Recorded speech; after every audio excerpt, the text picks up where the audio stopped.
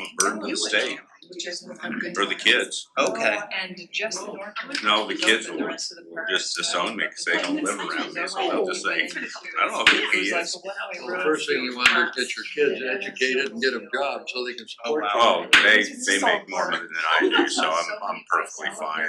They don't need me anymore, which is unfortunate.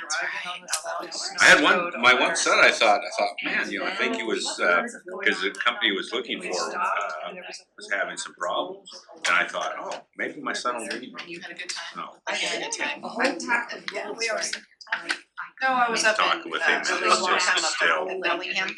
My college roommates. Yeah, my kids Oh, don't that's need me. And we go every Buy a summer house for in a the week. basement, kids they come This back. year, for the first time. Well, they'll in my never, life, sure, There's a no, lot of no. basements where they can't come back. They've got to A have. day or two, and you get, I've got one who's, she's a genetic counselor, whose husband's a pharmacist, so they're really fine. Oh, My other daughter is an RN, she manages a clinic in Bickley, Utah. So she's fine. My son, which place? I don't know, it's computer, gaming, Those are the two I want to see. IA. I know. I'm trying to kind of make some friends who want to go Perfectly with fine.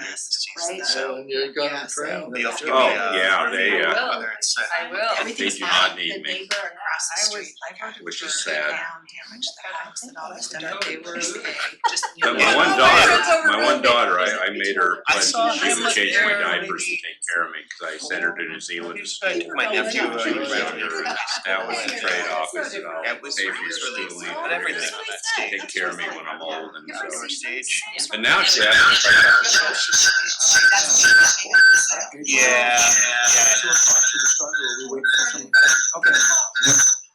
Okay. Sorry about that. Sorry, Debbie. You're good. I don't, I just got beneficiaries of everything, so they're fine. Okay, Tell them I'm good, how are you? Good. 4 departments marked here.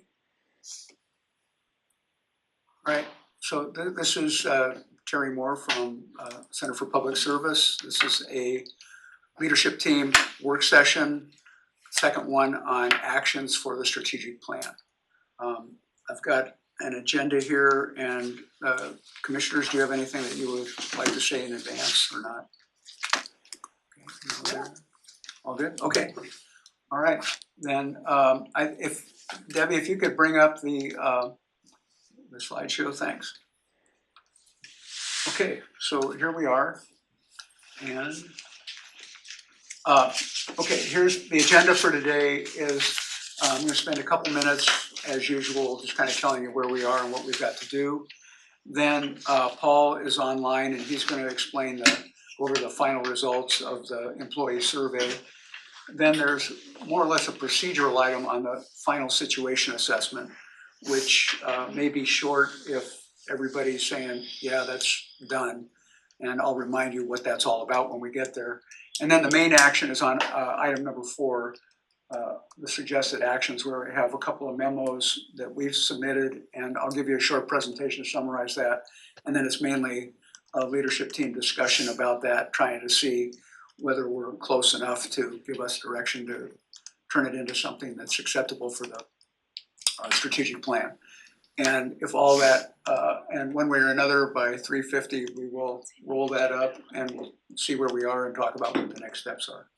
And just to, as an incentive, and I don't know whether this is possible or not, but if we get through item number 4 and the consensus of the leadership team is, yeah, those are the 7 actions with these amendments, or here's a new action or whatever, and we're close enough that we can start using the material that we've been over to start writing it for the strategic plan, then we're into that we're getting pretty close to being in that next phase. Alternatively, if there's a lot of discussion and there may be disagreement about whether this action or that action, or somebody needs to do some more research, whether it's you or us, then we may be into a little bit more time. But either way, I'm still thinking that we're aiming at the schedule that I'm about to show you right now.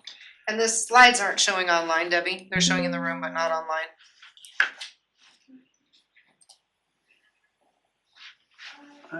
Oh. Hang on a second, Terry, I think she's gotta Oh, bring them up online.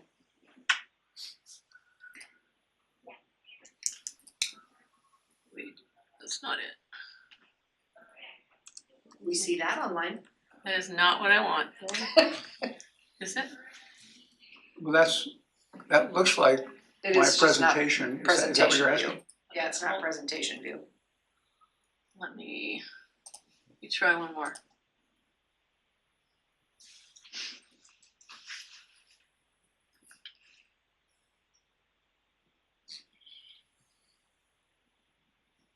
Well, I know what the context is. While Debbie's working that out, I can just tell you.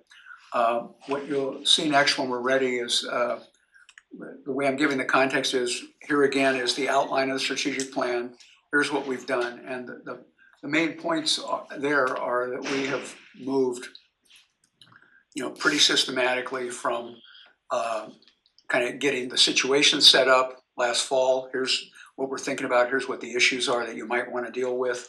Now that you know that, vision, mission, values, the work that Commissioner Bell and Sarah spearheaded. And then here are the focus areas. That was all adopted more or less in between February and April. And then once we had the focus areas, then it was what actions are we going to take within those focus areas. That is what we have been working on in May, June, and July. And we've been through it almost, this really is the third time. There was some preliminary work based on, at the end of April, on what you were thinking about. Then I brought something to you in June. You talked about it, gave me more direction. Then I consolidated a bunch of stuff. That's the memo that you have now. Now we're going to talk about it again and see if those are the right actions or not and how we might deal with it. So that's, and so there we are. The red highlight bottom is where we are on priority actions in June and maybe done by the end of July, early August, and then working on the plan document after that, August through October. So with that, sorry, any questions about where we are then or what we're doing today? Okay, I think we've been through this lot, so everybody's on board. So Paul, I'm gonna turn it over to you and I will try to stay with your slides because I know sort of where you're going. So Paul, if you want to introduce yourself, what we have up is your slide presentation, not your face. Okay, well, sounds good. Well, good afternoon, everybody. Again, this is Paul Manson. I'm one of the research faculty here at the Center for Public Service at Portland State. Since I met with you all last, we've done a little extra work on exploring some of the dynamics within the survey results. I'll talk about this in a second, but some of the differentiation we're finding is perspectives on performance and how the county is doing varies based on whether the respondent, the employee, is in a citizen-facing role, a frontline role, versus sort of a office or administrative position. And then we also see variation across department groups. The good news, and I think Terry is going to talk about this later on today too, is support is broad for this planning effort, and the optimism is there for what it will mean for work going forward. So that's great news for this process, that employees generally see this as something that will contribute to their work and something that it needs to be done. The employees that are in this more frontline role are more concerned about the direction and performance of the county. And I think to some degree that makes some sense the way we ask questions. Those are the individuals who are sort of seeing day to day how engagement with citizens and stakeholders are occurring. Terry, you can go to the next slide, please. The focus areas are rated highly on importance and then lower on importance on some of these areas that just shift a little bit. So generally speaking, focus areas seem to be the right ones. They're areas that are of importance and they're above that 50. And just so you know, the way we asked the question, it was a sliding scale, a thermometer from 0 to 100, and 50 was average. So we're seeing sort of above average in terms of the performance, but right on the edge for some of these, but then very high on importance. Where we see that drop, there's some concerns about how well the county is performing for central services and people and places, particularly by those frontline or citizen-facing employees. The administrative or more office positions are more positive in general on the performance of the county. The finance and central service focus areas are rated as very important, and the people and places are also very important for the front line in particular. And I'll show some tables later on that give these, and Terry has a broader set of these slides as well if questions come up later on in the day. And Terry, if we go to the next slide, please. Just one point I would need to make there. I was making edits at about 10 o'clock last night, and that first bullet is my mistake. Rated highly on importance and lower on performance. So we'll That's clean why I that figured up. you meant. I said importance twice there. That was my error. Keep me on my toes, Terry. I appreciate it. Don't need a cup of coffee when the slides start changing on you. The next set of findings I want to share are the open-ended. So when I met with you all last, we had not finished doing all of the coding on this. The open-ended questions are those questions at the very end of the survey that asked individuals in their own words what the areas of improvement were or areas of concern. And one of the key ones was a lot of the respondents sort of, Terry and I went back and forth on this. Did they sort of leave their lane or not? I don't know, but they started sharing policy concerns more broadly for Tillamook County citizens. So priorities that they felt the public would want to have addressed, they felt were not maybe being addressed. So a lot of things were sort of called out there. Concerns around sort of maintaining and improving job satisfaction. Tied with this effort, there were a number of open-ended comments asking for more communication and more engagement from leadership down to that frontline position. The importance of this planning process was again called out in the open-ended. And then a general set of reflections on challenges in work-life balance and employee retention and well-being. And Terry, we can talk about how we got these findings next. So the survey was open for 3 weeks. We paralleled the Gallup process. We ended up with 170 responses, so about 63% of the folks that were invited to participate. They were all emailed, and then we matched these responses back to some of their administrative data. So that's how we're able to do some of the groupings on the departments and how long folks have been in service. We use both closed-ended, which are those questions where we only give them a certain set of choices, and then open-ended, which is the essay-type questions in their own words. Oh, let's do the analysis by groups first, Terry, that previous slide. So just so you know, we have these data. I gave Terry, I think, an initial slide deck of 70 slides. I think that meant I would have taken over your whole afternoon, and that's not fair to you. So we've got these data behind the scenes. I'll talk a little bit about them, but because we were able to link the survey responses back to the HR data, we were able to look at how long an employee had been with the county, whether we coded their job titles based on whether it was a citizen-facing or more behind-the-scenes or office administrative role. And then I did department groupings, and I tried to pick the reason we did groupings is in order to sort of protect the confidentiality of comments, some of the department labels that we had were too small to report by themselves, 3-4 people. So I tried to have similar sized groups so that no one department was sort of being fully revealed, the employees within there. And so you'll see some of these as we go into this, and we can talk about that later on, and it'll be something that's detailed as well in the report that we have. So what I'll do is I'll walk through the closed-ended responses here first, which are those ones where we ask them to respond to a series of response scales. And this is the right and wrong track. Again, we saw this when I met with you last time. Things look good here. 3/4 of employees were sharing that the county's on the right track, and there's some unknowns, and there's 17% who think it's on the wrong track. But overall, this is a good number to see that in general, the thought is on the right track. It's a value, that percentage does not change based on how long someone's worked for the county. It is lower by those who work in citizen-facing roles. There's more concern, and that's a theme that will show up through all of these slides. The public safety offices in particular and public works are the most of the departments that are concerned on this. And public safety here is including the courthouse and corrections and the sheriff's office. So they're all in one bucket there together responding. The next slide talks about the needs, meeting the needs of citizens and stakeholders. Here, employees that are sort of in the middle, 5 to 15 years, it goes down a little bit. They're a little bit more concerned. The folks that are newer to the county, employees that are under 5 years, or those with the longest service over 15 are a bit more positive. So that's interesting. There's something happening there with employees that are in that 5 to 15 year window. And again, the concern about meeting the needs of stakeholders is lower with those employees who have a citizen-facing role or a frontline job. Library, the public safety and public works departments are the ones that also dip on this category. So they're sharing some concern about what's happening in terms of meeting the needs of citizens and stakeholders.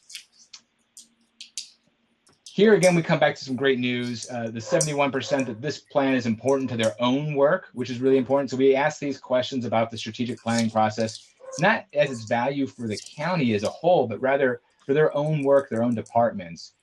Newer employees were really enthusiastic about this planning process. So those that have been working with the county for less than 5 years, and the Public Works Department shared concern about whether this was important for their work, for their department.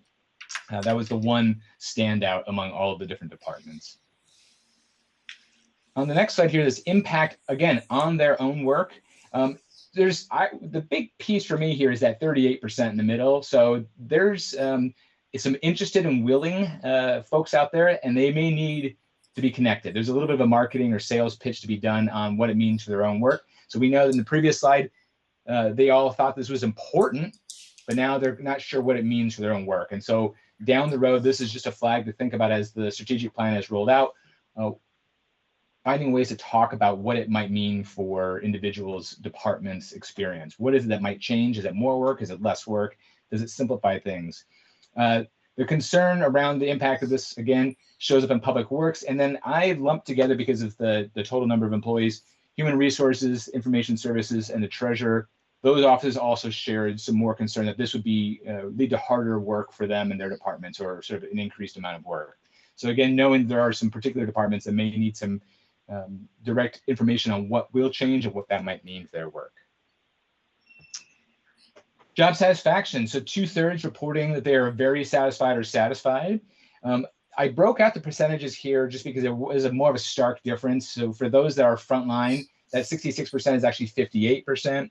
For those that are not necessarily citizen facing or frontline, it goes up to 77%. So there's an experience here in terms of where you're at in the organization. One thing I don't have necessarily a handle on is there may be some other dynamics about how senior positions are. So I'm going to assume that the frontline tend to be less senior. There may be some different perspectives around pay, work-life balance, those sorts of questions. Job satisfaction was also lower among the Health and Human Service and Veterans Department lumping I created, and then very high with the Library, Parks, and Central Services Office. So some differentiation across departments in terms of the experience of job satisfaction here. And now on the focus areas, what we did here, again, just to remind you, is we asked them, this is the particular wording that they saw. I think I'd hang on to this because each focus area, they are asked about the importance for their department and how well then the county is performing to support their department. So like the previous questions, we really tried to ground this in their own work experience, their own departments. County performance was poor to average for some departments across the focus areas. And I list those departments here. So there's some concern about sort of how well the county is doing for these departments and how well they're doing and how well the support is coming as well. Frontline staff again show up as the most concerned. Terry, on the next slide, you'll see, and I apologize, there's a lot of numbers on the slide and you can digest this later, but what I did is I broke out the focus areas and then the average rating on that 0 to 100 by whether it was a frontline or citizen-facing employee versus an administrative employee. And you see the general pattern here as you walk down that importance category, a little higher for the administrator for each of these until we get down to people and places. And in the people and places, you really see this is where the citizen-facing employees are really valuing people and places higher than their counterparts in other parts of the organization. So what's nice here is when we do survey work, we like to talk about this idea of construct validity. Are we actually measuring what we want to measure? And what's good to see from a measurement perspective here is that those that are really doing the public service work, the public facing work, are also valuing that higher. Makes sense because they have those engagements. So it's something to note here, the scoring differs based on where folks sit within the organization. The performance has a similar pattern where those frontline workers also share more concern, and that's consistent across all of them. We don't have that reversal here like we see on the importance side on that other side. Paul, this is Commissioner Mill.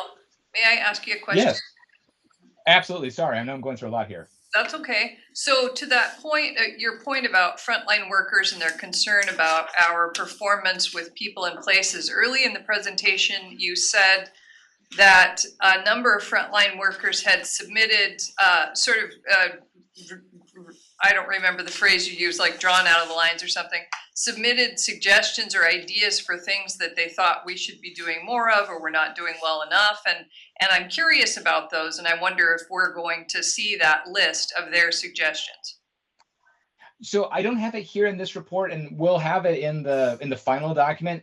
I don't think this will surprise you. A lot of concerns were raised about housing pressures in the region, balancing priorities between residents and visitors to the region, some perceptions on sort of spending and what's being prioritized.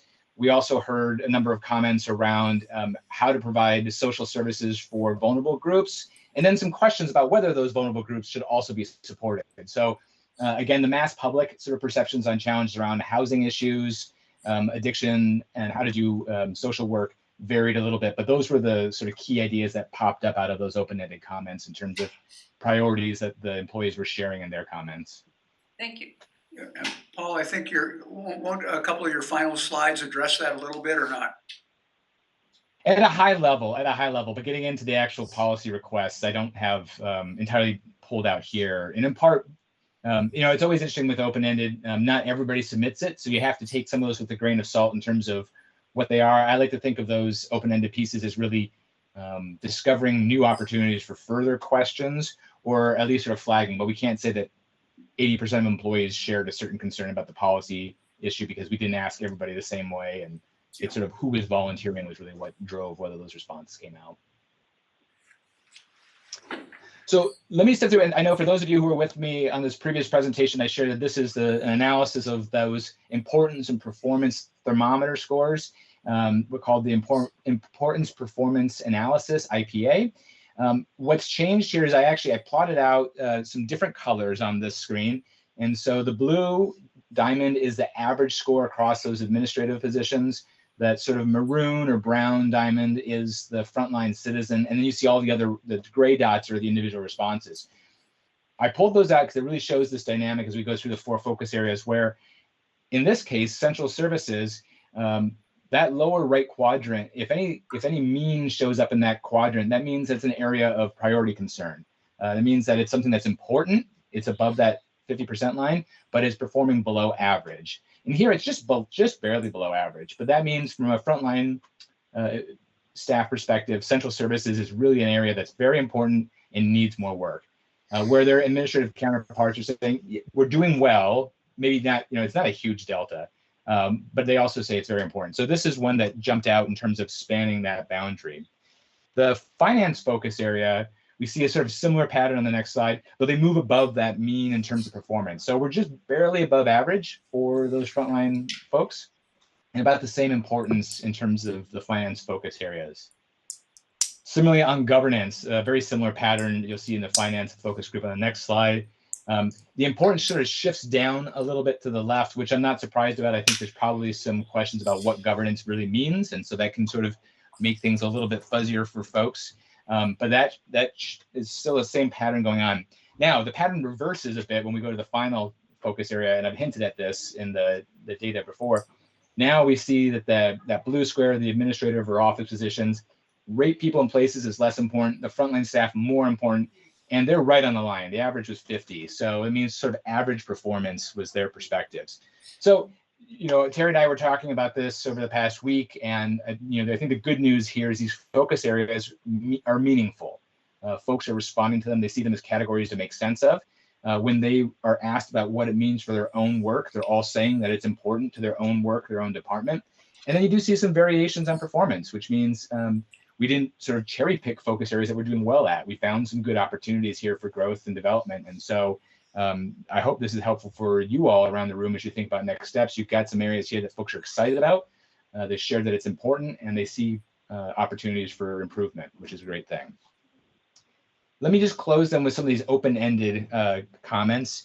Open-ended comments are always interesting because the next slide will show the questions. Some employees are more verbose than others. So what that means is we ask these 2 questions. One, what is one thing you believe the county could do better? A number of employees were happy to provide me 5, 6, 7, or 8 things, not just one, but we kept all of those. And then the last was just sort of an open-ended, did we forget to ask you about something essentially? And so what I did is I take all of those comments and we code them. We add a little tag to each of the comments, which means that if someone shared with me 5, 6, 7 things in their open-ended comment, they get 5 or 6, 7 codes on this chart. So that's why when you're asking about the policy priorities, there's a little bit of grain of salt because one person might have given me 8, and so there's a little bit of an inflation there depending on sort of how active these respondents are. Some of the things that jumped out, so that public priorities, so we had about 19 of the comments that were shared came out there, and I would say about half of the respondents shared with us comments of some sort, so 70, 60 here in this response, is probably 70. The next 2 or 3 here, the human resource practices and workplace environment and department coordination, they could hang together a little bit. The HR practices, when I was looking at those comments, a lot of questions about sort of hiring, compensation studies, challenges in recruitment and retaining staff, just the practices there of onboarding or keeping folks in place. The workplace environment really centered around manager interactions, work-life balance, and stresses on the job. That department coordination support, generally those comments were all either tied to a budget conversation or policy conversation where they were asking for more communication with the commission and across departments. And so in those comments, you heard a lot of comments about sort of coordination, learning more, sort of a little bit more transparency. Some pay concerns came up as well. Citizen engagement was a question, was often a comment here about how to do more outreach or listen to residents in the region. And then you'll see some of the housing challenges, as I mentioned, pops up, residents and visitors, but we start to get into some smaller numbers here as we go forward. And the last open-ended is that sort of catch-all if we forgot anything to ask about, and predominantly follows a similar pattern. Those sort of public needs priorities, department coordination support, workplace conditions, and pay comes up again here.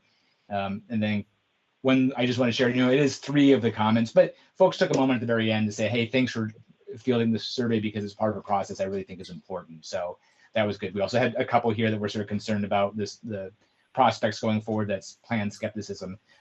This last question did not get a lot of feedback, which is a good thing. And it's usually why we want this question here. It's a chance for folks to share things that we totally missed out on. So what I'll do is I'll close. I've got 3 slides that just have some high level takeaways just to make sure that you hang on to here. The public priorities that came out of these are all key themes out of the open-ended. You know, how are key issues selected? Often the public priorities comments was really more of a question of why do we prioritize some things in the county versus other things? And so just a call for some transparency or questions about, you know, what squeaky wheels get the attention. The HR, as I mentioned, and staffing challenges are really focused on systems that support hiring in departments. The work-life balance and burnout were really driven around manager or supervisor interactions and keeping pay competitive with other employers in the region. That was a concern that came up there. And there was a request in this coordination piece, more communication from leadership, wanting to see more engagement and more transparency. And so those were the top themes out of the open-ended. And so just looking over the whole survey, over the whole process, so this includes the close-ended, the IPA, and the open-ended pieces, county employees really are into this process. So kudos to this team. Strategic planning is of value and they see opportunities.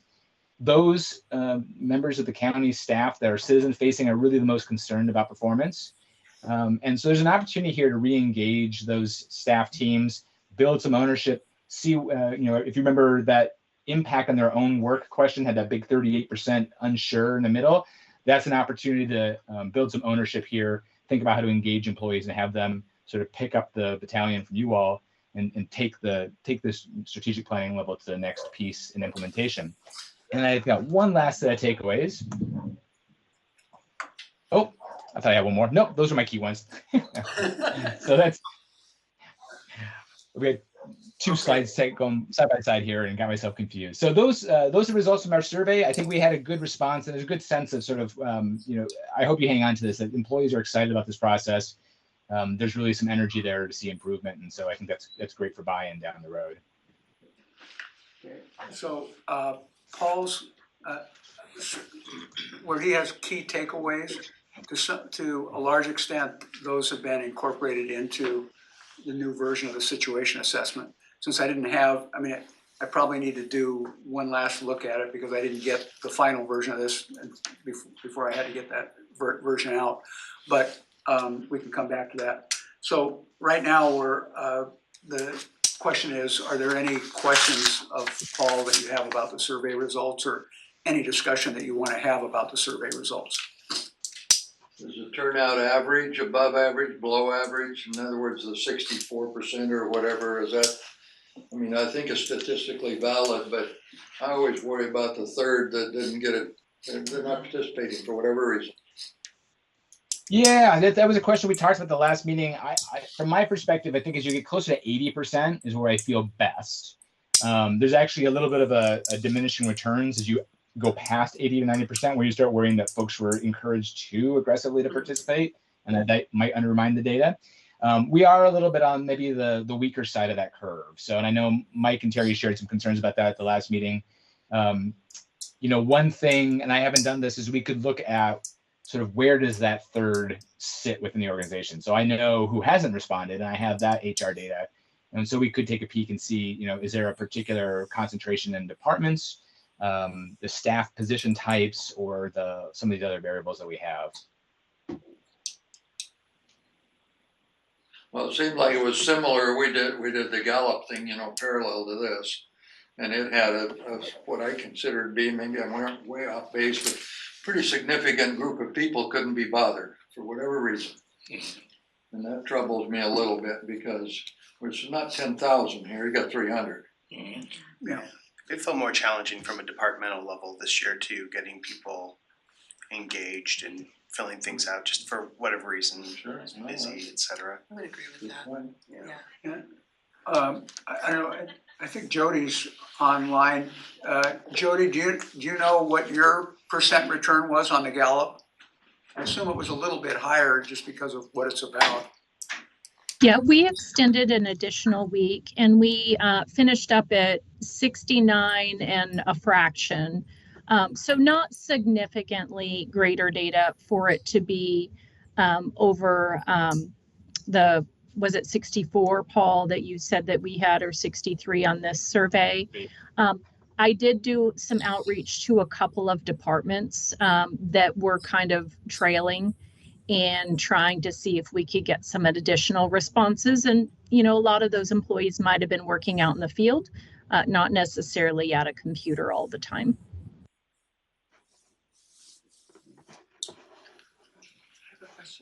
Yeah. So what's next? So we know where there's these areas of concern, we have all the feedback. The next part was, the way this gets consolidated is that in the context of the strategic plan, this information is considered part of the situation. What do employees feel? That's part of the situation. So we have included that in the situation assessment, not in detail, but in places where we're drawing conclusions. I've gone through what we wrote a draft of in October to add pieces of this in there. And it doesn't, in my opinion, it does not change the focus areas that we adopted. It doesn't change the vision, mission, values, and we're talking about the actions right now. If you think it changes the actions, we can still amend those. But that's how it works. And then in the structure of the plan, there's the plan itself, which I'm going to talk about as a 20 to 30 page document, maybe only 20, because if it's any longer than that, and then a 4-page summary of a double fold or something, because otherwise people won't read it. So that's kind of a firm target. And so, but then that plan is supported by appendices. There's only one, the situation assessment. And then all of that is supported by other documents which we have already generated, for example, at various points in this project. And so those, when the plan is delivered, will be delivered to you to either post on the website so the public can get at it, or post on your whatever internal system you have, so that you can get at it if you need to if we get a public request for how did you get to that conclusion, or I'd like to see this backup document or whatever. So Sarah, I think you're asking maybe what do we do with this internally to communicate with our employees? Is that where? Yeah, because like my staff are forward-facing customer staff. So when the results talk about, forward-facing staff are concerned about the direction of the county or whatever, are we gonna talk about that more? And talk about what that means and what we're going to do?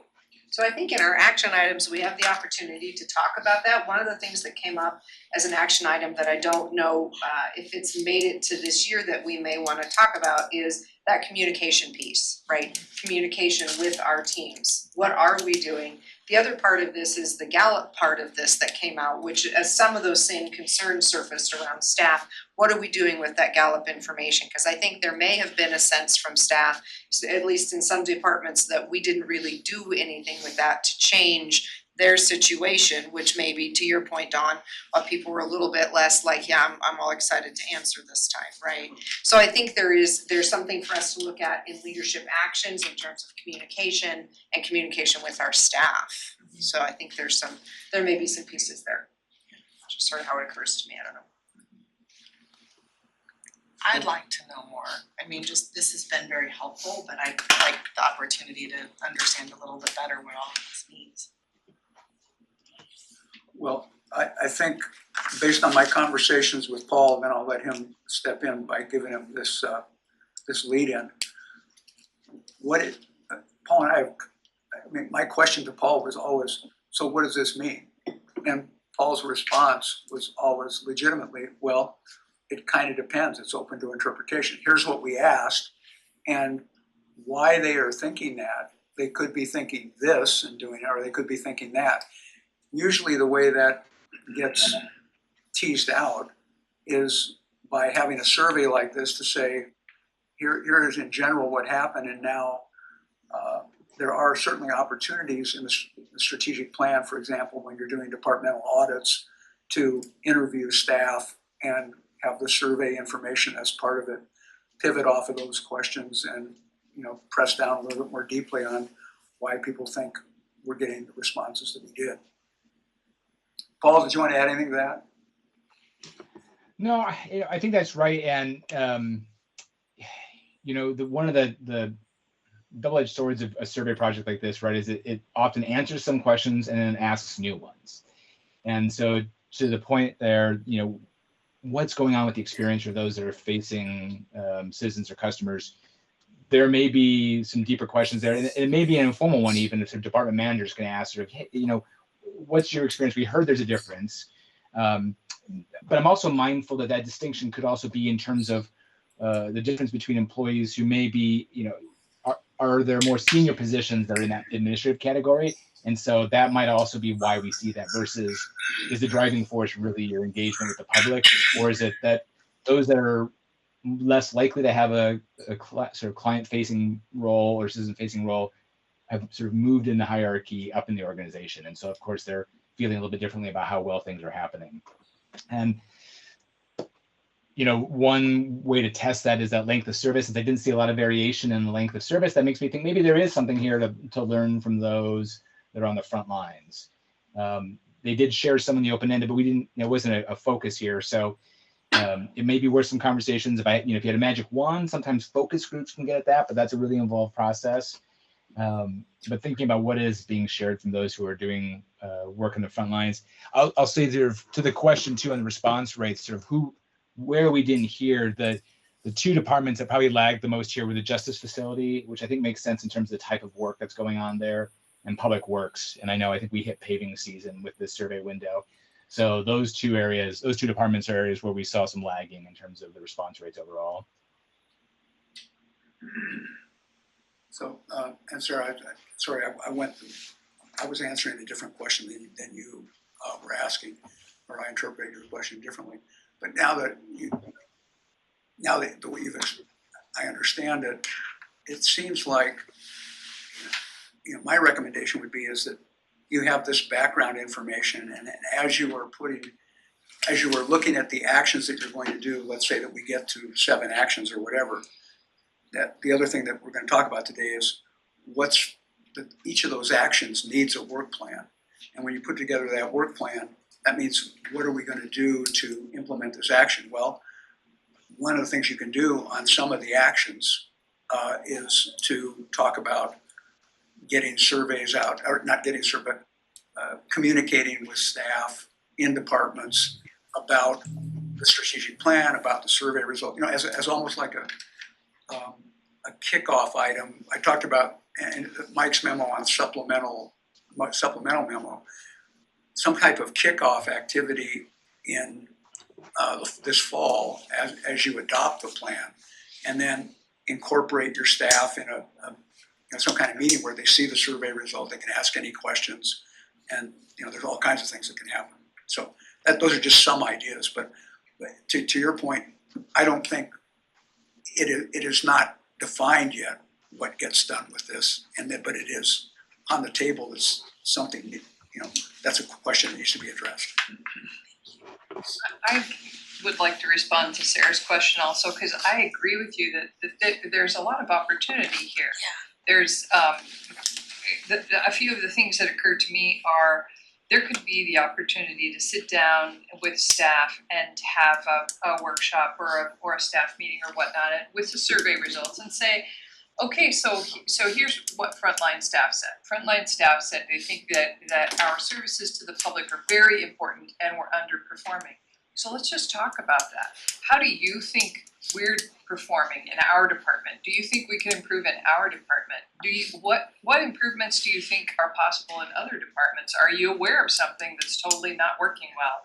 Or what do you think we're doing exceptionally well? Because maybe we could build on that. I think there could be some really great conversations that come out of that.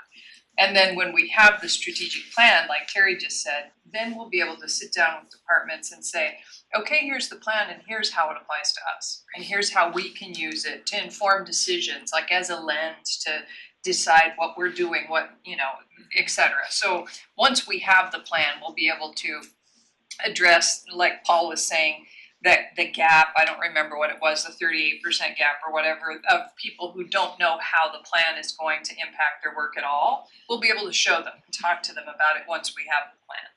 But I think the question of performance is very interesting. If our own employees think we're underperforming, how and why? And what do they need to perform better? Yeah, absolutely. Yeah. Which I think also falls back to that Gallup at some Exactly. point, right? Yeah, It's they back to kinda that, intersect.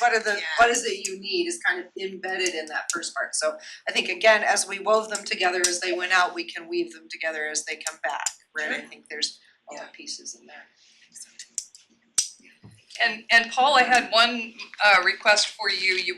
When I asked previously about the comments that people made, one of the ones you mentioned was there were comments about how the county spends money or our priorities.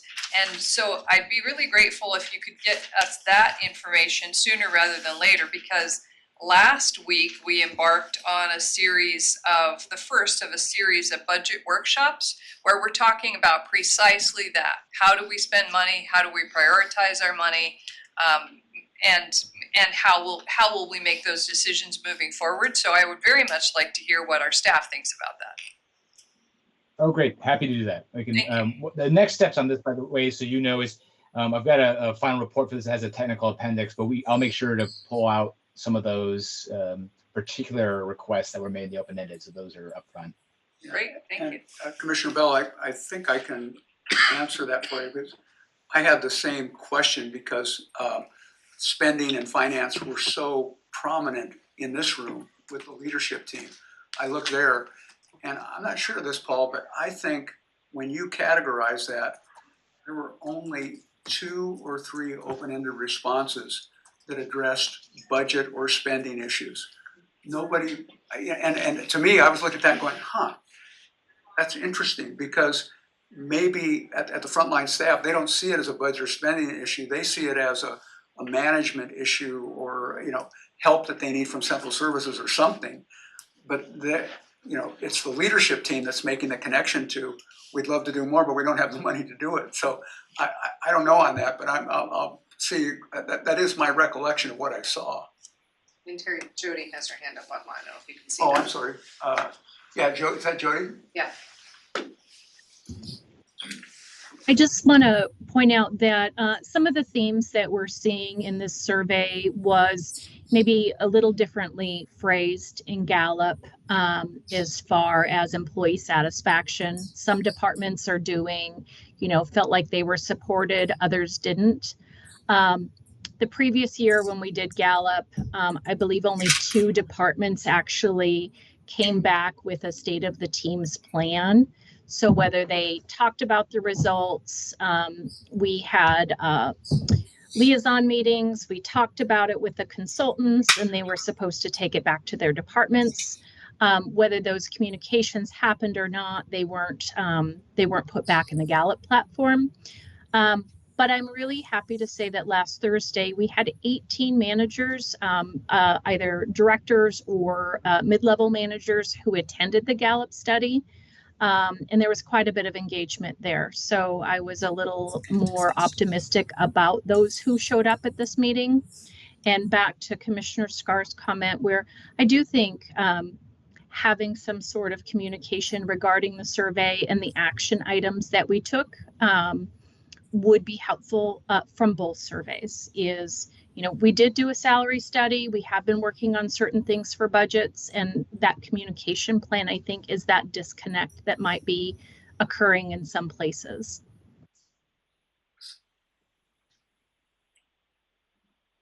Okay. Anybody else in the room or online have any other questions for Paul? What about how many of these questions were open-ended where there was a response that you could categorize versus a yes or no, or, are you satisfied or dissatisfied or whatever? I don't recall what the mix was on that. Really just one substantive one, which was that question about what's one thing you'd improve in the county. And then we had a second open-ended one that was, did we miss anything? But those were the only 2 where we gave them a chance to answer in their own words. So if we conclude they're dissatisfied, a third of them, or whatever the number is, we don't know why yet, right? Unless, where you would explore why would be assuming if the focus areas captured it or if they chose to share something in that open-ended.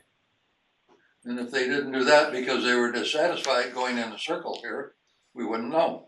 So Doug, with the Gallup study, the state, I forget what Jody called it, the state of whatever conversation. So that is the next step, and it's held with departments, entire departments, whether they answered the survey or didn't answer the survey. That next conversation is intended to be had in each department. So there is a space where you engage that third of people that you're concerned about that didn't engage in the online survey, because these meetings are intended to be held by department directors or department managers, depending on how you're built. So I know, for example, in Marlene's department, she did it in each of her sort of subsets, and then they came together and did it together in a broader group. So all of those people were in a meeting where those conversations were generated around last year's Gallup, questions 1, 2, and 3, which included, do you have the materials and services and things that you need? That very basic stuff. So there is an engagement that follows this for people who choose not to fill out a paper survey that's actually done face-to-face with the directors. And Gallup is available to help plan those conversations for directors. So I think that's part of our work in this year. Last year, I think everybody felt like this is great, but I'm pedaling as fast as I can. And may or may not have been able to take that to each department, take that to the same level. So maybe that's some of our work. And when we look at the leadership, the action items that we're talking about, maybe something of this needs to feed into there where we figure out how we as management better support each of our departments in being able to have those conversations, again, to get to the third of people that you're concerned about who didn't choose to engage on in the surveys. I don't know if that helps, but it's kind of there. It makes sense, and some people, it's very easy to say yes or no or agree or disagree.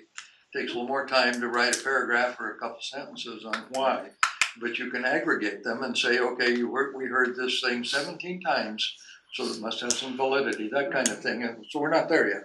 Nope, we got more work to do. Okay. Though I do think in many of our departments, we probably have an inkling of why some of these answers Well, are I'm sure we all the way do. they are. Yeah. Part of the problem will be if they don't answer at all, that's a problem. Okay, we're getting a little bit behind on the agenda, on the timing at least. Are everybody okay moving on? Thank you, Paul. Okay, Paul, thank you Question, appreciate it. very much. I know, yeah, as usual, you've got other stuff to get to, so I think we can take it from here without your assistance.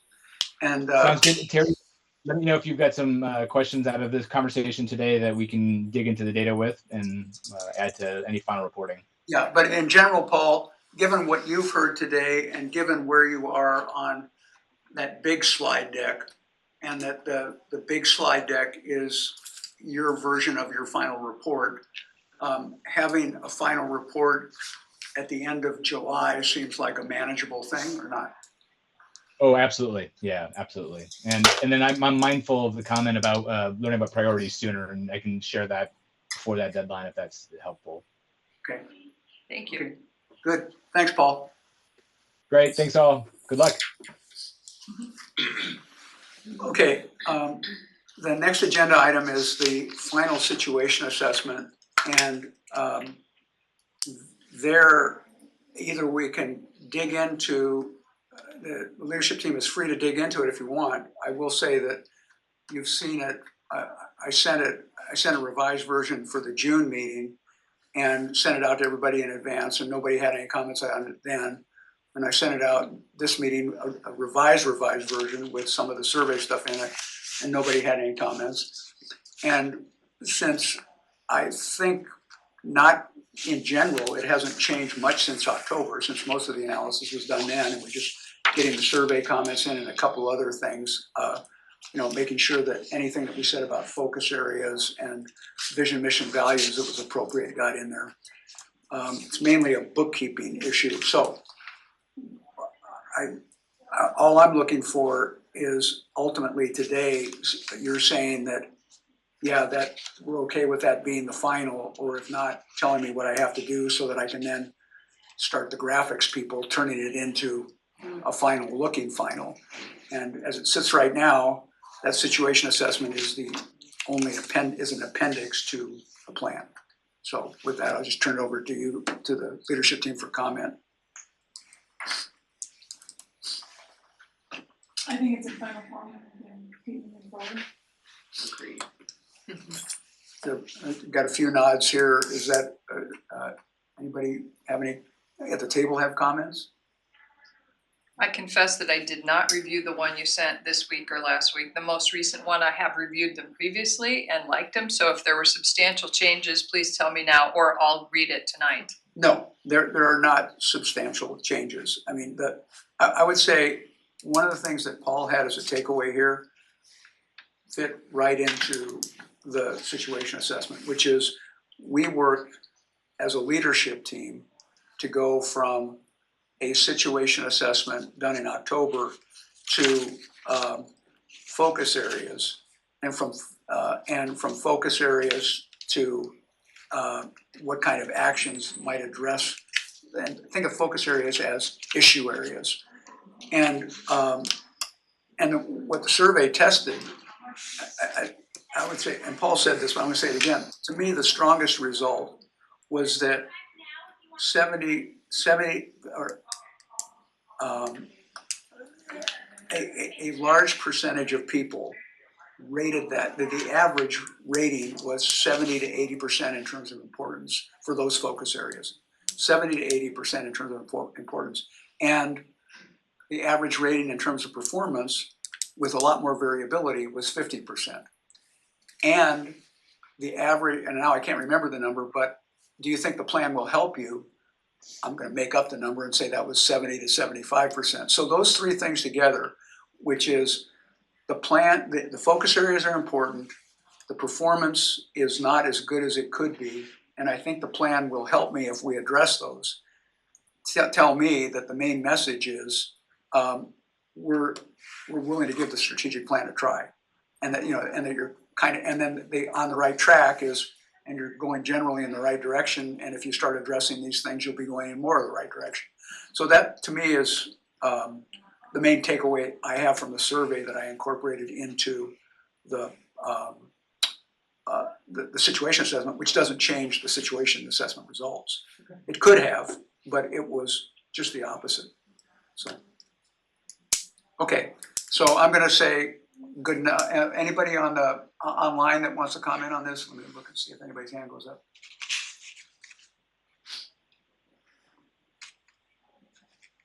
Okay, so let's say that that's done, that we got nodding that that's the final. And even though it's in the final, it just means that I'm now gonna start working with graphic people. And it doesn't mean that it still can't be changed. It does mean though that, you know, a major change of taking sections out or something like that is gonna be more difficult. But so I think we're okay for, certainly we're gonna fix up any typos if the final has errors in it. Okay, so the next agenda item is the suggested actions. And there, Debbie, if you could get me back to my presentation. It'd be right after Paul's last slide, I guess. You have, I sent you 2 memoranda, and just to be clear about that, one of them was my attempt to take what happened at the last meeting, the white sheets that we had and the dots that we had on it, and try to make sense of all the voting and consolidate into a list of actions. And not only do that, but then talk a little bit more about what would they look like in the strategic plan, what would you have to do with the strategic plan to be able to address them. And then after I had done that, and Mike was reviewing it, he said, you know, I think there's a little bit more we need to do here. It's sort of a meta description of things that the county, that the leadership team might have to do in advance of implementing any one of these actions, so that there was a consistent system for how we call them task groups, would work on these actions, on the assumption that there would be county task groups doing that, which I think is a fair assumption. Whether it's 100% a county task group, or whether it's a smaller task group that has consultant assistance, doesn't really make any difference. There's still some kind of task group. I doubt that you would just do it by giving it to a consultant and having one manager manage that consultant, although that is a possibility, and it's sometimes done that way. So let me get to the right spot here.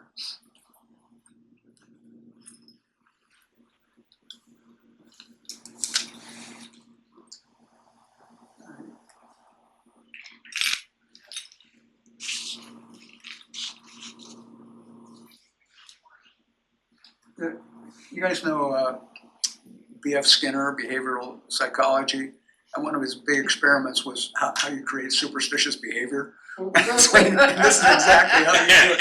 You sit around, you keep doing stuff, waiting for something to happen, and then it happens and you do that the next time. Okay. Situation assessment, we've done that. That is the table of content. And now here's where we are, the memo and Mike's supplemental piece, and then a leadership team discussion. So I'm going to try to do my thing faster than I thought I was going to do. So my memo first, there's an introductory couple pages, and it just kind of lays out the basic logic that we all know and I described earlier on how we got to recommended actions. And then based on conversations with Rachel and Commissioner Scar after the last meeting, what we decided is that yes, the top level organization is that we have actions by focus group, but a different way to organize would be actions by year. And the actions by year may give you a better idea of what you're getting into and how it would play out. So I did a second section that did the same actions but talked about them so that you could see how they interacted or didn't. And then years of service? No, year of the plan. Oh, So, okay. so you know, in year one, and you in a minute you'll see kind of how I did that. Okay. Okay, so here's the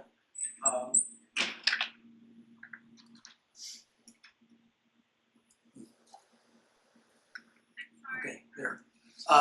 So pages 3 and 4, there was a little bit more on methods that we use to refine and consolidate the descriptions of the action. So, we had stuff up on the wall. I had my notes. Mike and I talked, and we kind of said, okay, here's how we're going to do that.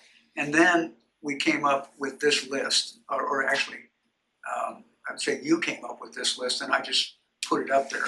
And we had a total of 7 actions. 4 of them were in governance, and then 1 of each in finance, central services, and people and places, which is really service delivery. So the actions for governance were revenue generating services, focus on doing some analysis of that. And by the way, no surprise here, almost all of these things were studies of some sort. I mean, I say combination of research and group decision making on what needs to be done. And I think I said to you over a year ago when we started this thing, that's usually what year 1 looks like. And then year 2 and 3 start to get more into things like, okay, now that we've got the general procedural stuff figured out, the systems laid out, now we can do something like, okay, we want to add this kind of service for the homeless, and we want to program about homelessness and the people and places kind of actions. So you'll see when I get to the years that people and places moves to a lower priority because we've got all these others to fit with first. So under those, the first is revenue generating, the second is evaluation of cost saving activities, the third is general evaluation of policies and procedures, and final department audits. And then the memo spends a little bit of time talking about when these things would happen, at what level, and how they would combine, how those actions might combine or could be consolidated. And in particular, I spent a little bit of time talking about whether this is something that you would hire some kind of outside expertise to do primarily, or whether you would hire outside expertise to help manage an internal process that you would have, or whether you would have an internal process that you would manage, design and manage, before you brought in outside help to review what you had done. Any of those is possible. That's not described by the action itself. So that would be something, and in my opinion, that is not something that you, unless you have really strong opinions about it, and you know that it has to be done a certain way, you wouldn't describe that in the strategic plan document itself. The strategic plan document would be more general, and the first step of doing that action would be to lay out a work plan that would describe in more detail which of these options you would choose. The next one is this came out of the last meeting, a comprehensive evaluation of the county's financial situation and systems. If you'll remember, there were a lot of things on the board, on the whiteboard over there, and almost every one of them was, well, what about this system? How are we going to do that? How are we going to do that? And it was all kind of systems related. So in the end, it just seemed like there was, some kind of evaluation of your financial situation and systems. And once you get there, you start to see pretty quickly that overlaps a lot with G1, G2, and somewhat with G3, and certainly with C1, which is the central services policy. Central services is an integrated assessment of central services, and that certainly relates to G4, which is department audits.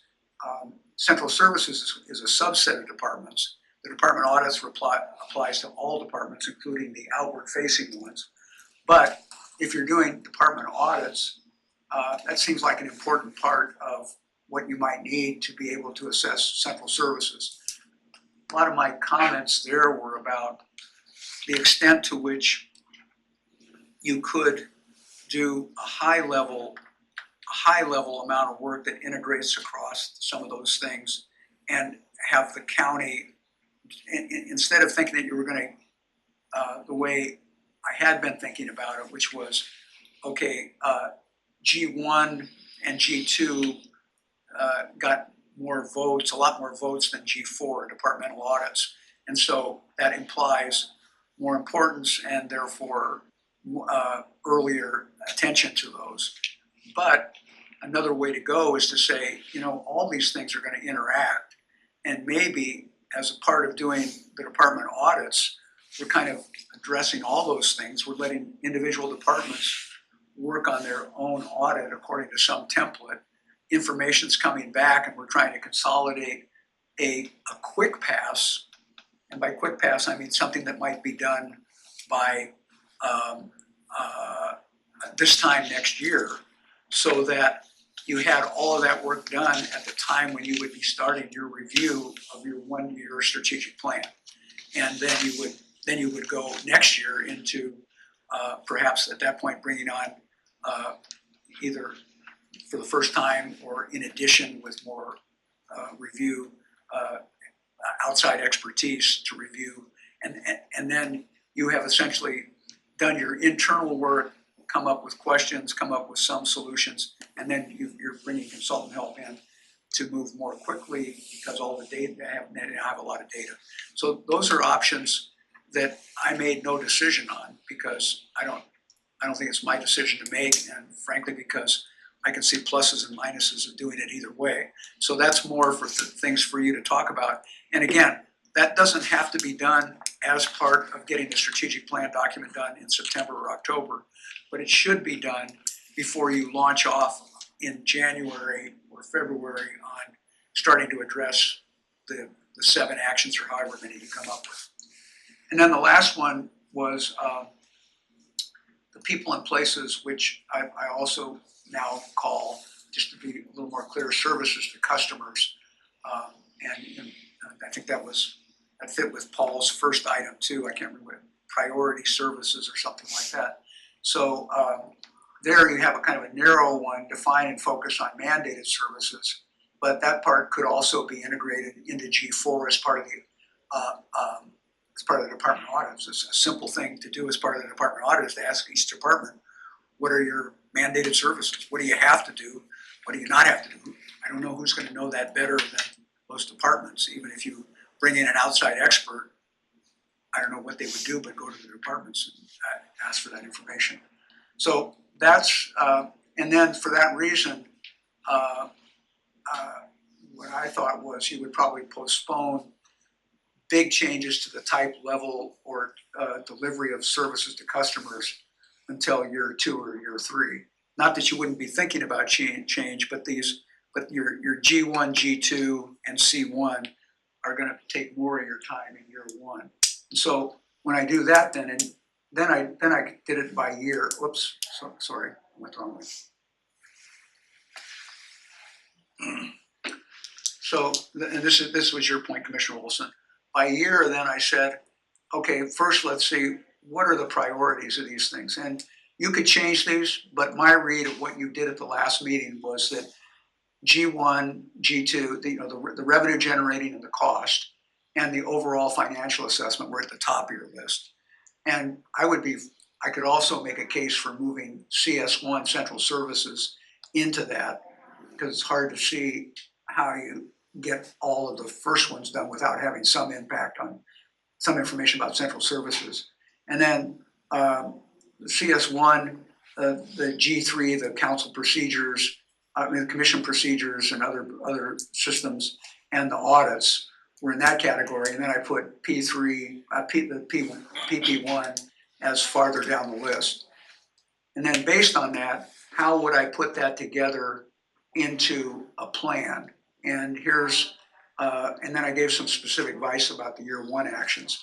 What I did was I created this right here, and in the column on the left, it's the quarter, starting with the 4th quarter of 2024, which means assuming that you adopt the plan in October or November, then what do you do to get the plan launched?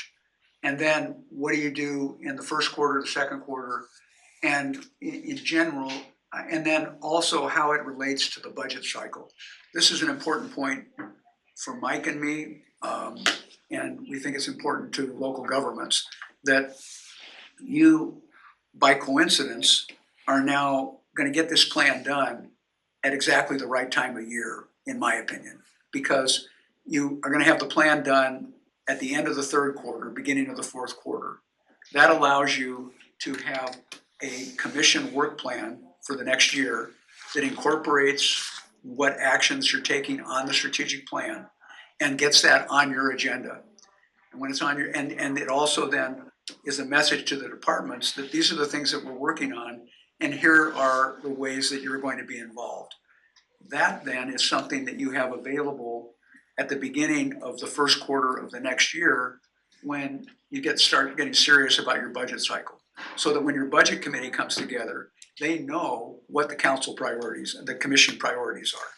And that is the right place to be. So then you are then working on your actions in the first and second quarter and into the third and fourth quarter. But by the end of the third quarter, you're starting to evaluate how you're doing. And you're doing that so that at the end of the third quarter, you're able to say, here's what we did, here's what we accomplished, here's what worked, here's what didn't work, here's what we got off the table, here's what got off the table on its own.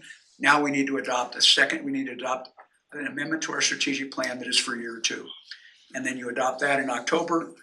And meanwhile, the budget has been adopted at the end of the second quarter. And that's the cycle that you work on. And that's another way of saying what I gave you right there.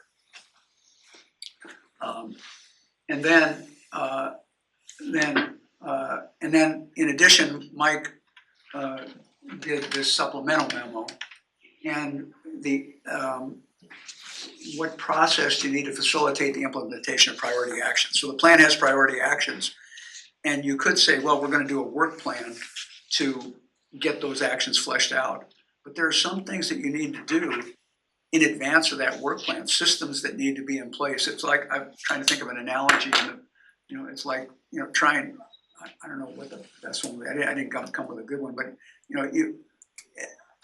you need to sail somewhere, you're gonna sail this ship, but you need all kinds of fixes on it, but you don't know how to do those fixes, but you still have to sail the ship because you're out in the middle of the ocean. So you need something quick and dirty that keeps you from doing too much of the wrong thing and starting to do some of the right things while you're getting a better plan for how you're really going to make the full fixes. So that's really what we're talking about here. Are there certain things that can be done by the commission and the leadership team to put things in place so that the task teams that are then working on these actions, however they get designed, are working in sort of a common format to a common objective to things and are getting direction from, are feeling like they know what the commission wants from them. And so so our solution was to do this provisional to get on the right course, and then you adjust that and tune it all up probably at the end of year 2, probably in year 2 when you have some of these other plans done, which is actions done, which is exactly what you're trying to do. How do we make these systems better? So the bottom bullet is really important. The recommendations in this memo are advisory. They are not part of the strategic plan. They are for you to consider and then do with what you want. But some examples of process recommendations. Use task teams to implement the actions, clear instructions from commissioners on scope of desired outcomes, team leader and detailed work plans for each task, some relief from other duties or small pay increases for staff with significant responsibilities for work on plan actions. And Mike could talk at length about any one of these. I'm not letting him do that yet, but under questions he can. Team building exercises, mapping the systems, preview of recommended changes by stakeholders, and there's a lot more there. So we just give that to you as an advisory piece. And with that then, here's the activity for you. Any questions you have for us about the recommendations and your discussion, any amendment if necessary, and any direction on the structure or level of detail of the actions that you want, and then if possible, approval. And the point here is you're just approving the list of actions to include in the plan. You're not approving final language. You'll get to do that later. You're just giving an approval that says, yeah, PSU, go and start, take these actions and turn it into something. And when I say the structure and level of actions in the plan is, I'm well aware that my memo, well, my opinion is, and I'll be surprised if you don't agree, my memo is not something that should be in your strategic plan. I mean, and so it's much more detailed than what you need, and it's maybe this and maybe that. But when it gets solid, then it's going to be something that is not 14 pages long, it's 4 pages long. And it's got, a simple list of actions with a heading and a few statements behind them. And that's pretty much it for the plan itself. And then where the detail comes in is when you start doing work plans for each of those actions, to here's how we're gonna do them, and then putting together staff reports on the results of those actions. So that's where we are right now, and it's now, item number 1 is any questions for us, or if you wanna move straight into your discussion, that's fine too. Yeah, Don. I have a question. So I'm thinking about this and looking at how the plan lays out, and it just occurs to me that our reality is that, like, as we get through that first year, we're gonna have significant changes that we have to face as a county, most likely, right? And so do you have recommendations on sort of how we handle that within the midst of this overall strategic plan? Because that's going to throw a lot of curveballs, I think, into that mix. I have, Mike's gonna have a lot, I'm just gonna say one thing on that, which is. Don't say a lot. Okay, I won't say a lot, I'm gonna say a couple things then, but I'll say them quickly. Number 1, I agree. Number 2, the things that are in the strategic plan, if you are talking about improving performance, are not gonna go away. Those are all things that have to happen at some level. Now, they can happen at a, more quickly, or they can happen with, more and be more complex. And then number 3, you have a plan process that says, ideally, here's what was in year 1 of the strategic plan. Here's some backup information on other things that we considered, that we will consider a year and 2 months from now when we're doing the revision of the plan. And the real question is, what things now do we need to work on this year? And some stuff will have come up, and you may take things off the list, you may add other things, but the test is what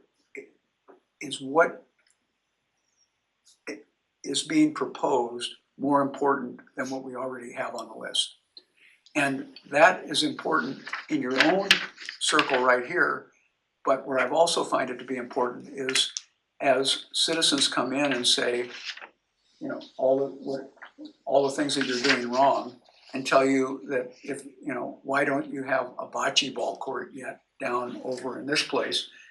Your response is, good idea, that's an administrative issue, we can pass that off to our Parks Department, but they already have their plan for this year, and it's not in our strategic plan, but we will put that on the list of things that we will consider in our strategic plan next year.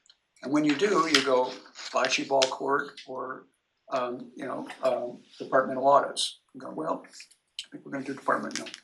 It just gives you that ability to say what the plan is. It is a set of priority actions. Terry and I have talked a lot as we've developed this particular plan, and at the risk of being a little bit provocative, and it's not really intentional. I started working as a business in 1968, so I'm an old geezer. I've been at it for over 60 years. I've managed 5 cities and 2 counties. I probably, I think I got 80 plus other organizational consulting projects that I've completed. All that put together means that I made a hell of a lot of mistakes and had to recreate solutions for them. I have some ideas about the mistakes that are likely to occur, not because you're uniquely in a predicament, but just because I've seen this show before. One of the things that we are hard to realize unless you've been in the business a long time, the amount of money and number of employees has gone down in every significant organization, a public organization that I know of. When I started working in the Lane County in the 70s had 3,200 employees. When I went to work, 22 in the year 22, they were down to 1,300. Wow. When I started working at the city of Eugene, including our electrical division, we were at about 2,000 employees. That was down from about 4,000. And there's almost no organization, at least general county, school district, city, that has had an increase in revenue or an increase in production. So I've been through an awful lot of cuts. I've done it a lot of different ways, and I've had my butt handed to me several times, particularly by unions, about doing it the wrong way. The reason I bring that out is you've all had serious conversations last budget year and starting this budget year about decisions you're going to have to make in the budget. And you are doing just exactly what most of us do, which is we got to prioritize, and then we got to figure out what our revenue is, and then we got to lop it off. I'm telling you right now, that's a huge mistake. That is not the way to proceed. I have made that mistake several times. And the reason is because you have some seed corn, and that's one of the reasons you carry seed corn. If you'll stretch the decisions out over 20 to 26 months, you can adjust the organization's capacity to perform in such a way that you will be able to mitigate almost all the cuts. You'll be smaller, you'll perform things differently, you will be more productive, I can assure you, if you move in that path. And when those come together, it'll be in your 6-year forecast to say, okay, we got to keep doing this and doing that and doing that. But when you put the complexity of this organization, and it's a very complex organization, counties are uniquely complex because you're, along with being a general purpose government, you're creatures of the state, you provide their services, you have organizational uniqueness, and you have elected officials as department heads, you have appointed people as department heads. It's just complicated. And if you think it isn't, then you're just not up to the job. It is very complicated. This is also a very big organization. People think, oh gosh, it's counties.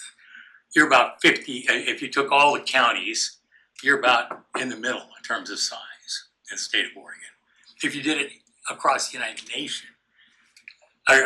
States, you'd be further up in the middle, probably in the 60% side. If you compared it to private corporations, the average size corporation in the United States is 5 people. As soon as you get above 50, you are no longer dealing with an organization that you can do by what I call force of personality.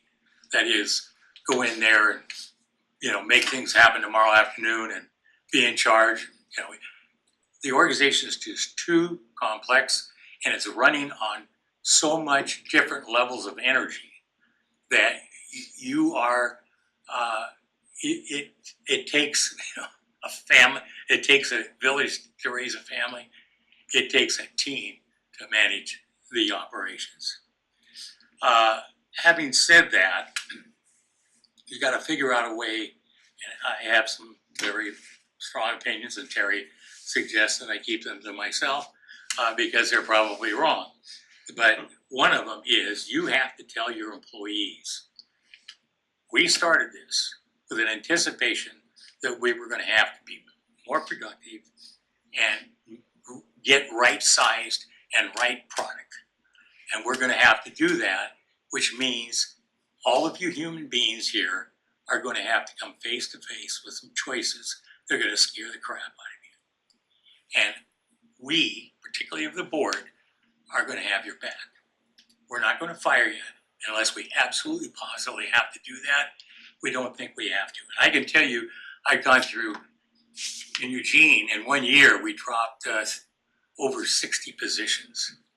And we actually had 2 people physically go out the door.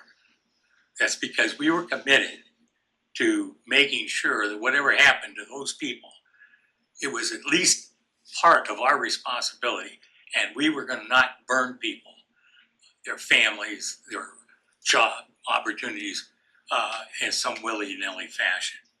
Now, having said that and doing that, it's 2 different events, and you have unions and other people that are going to be involved, and you also have a tremendous number of other co-producers, cities, other counties, state, and you can't act independent of those people. You can't deal with your incarceration or prosecution without dealing with the state and the municipalities. And so that has to be in your equation as you go down the road. You can't just say, bullshit, we're in charge, you take the high road. It isn't going to work out that way. Having said all that, going through these processes carefully is in fact the way to turn your organization into a continuous improvement machine.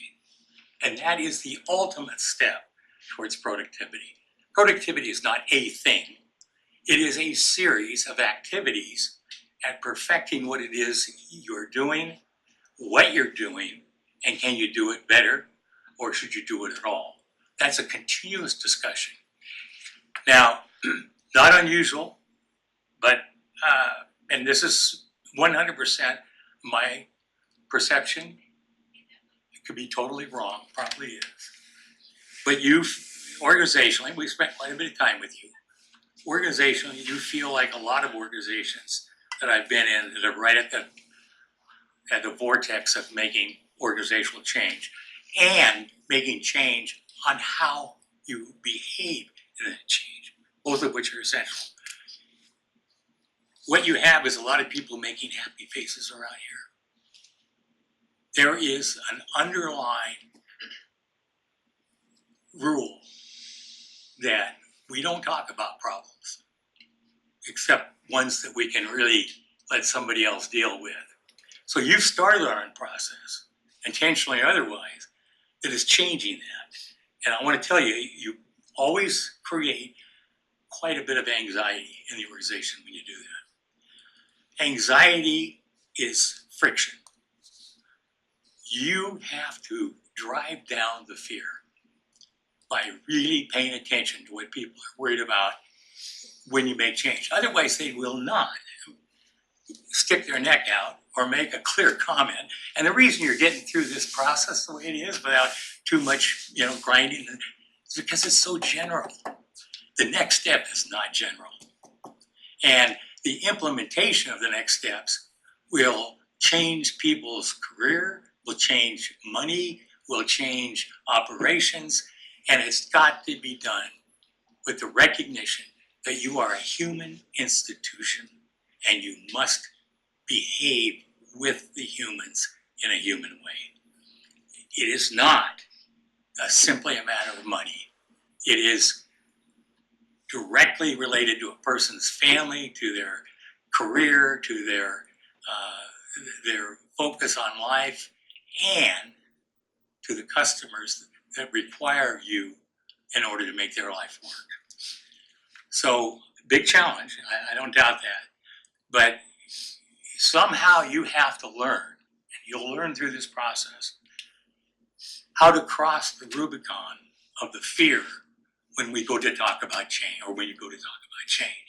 How do I have a conversation about should we do X or Y or Z when Z and X and the union are all sitting there in the same room with you and want to wring your neck? It's doable. I can tell you it's doable. But if you don't penetrate that problem, you will stay stuck. Guaranteed. And stuck is right where you're at, muddling along. You all said you want to be, a little more productive. You want to be, but it's a lot easier to stay stuck than it is to learn how to change the organization.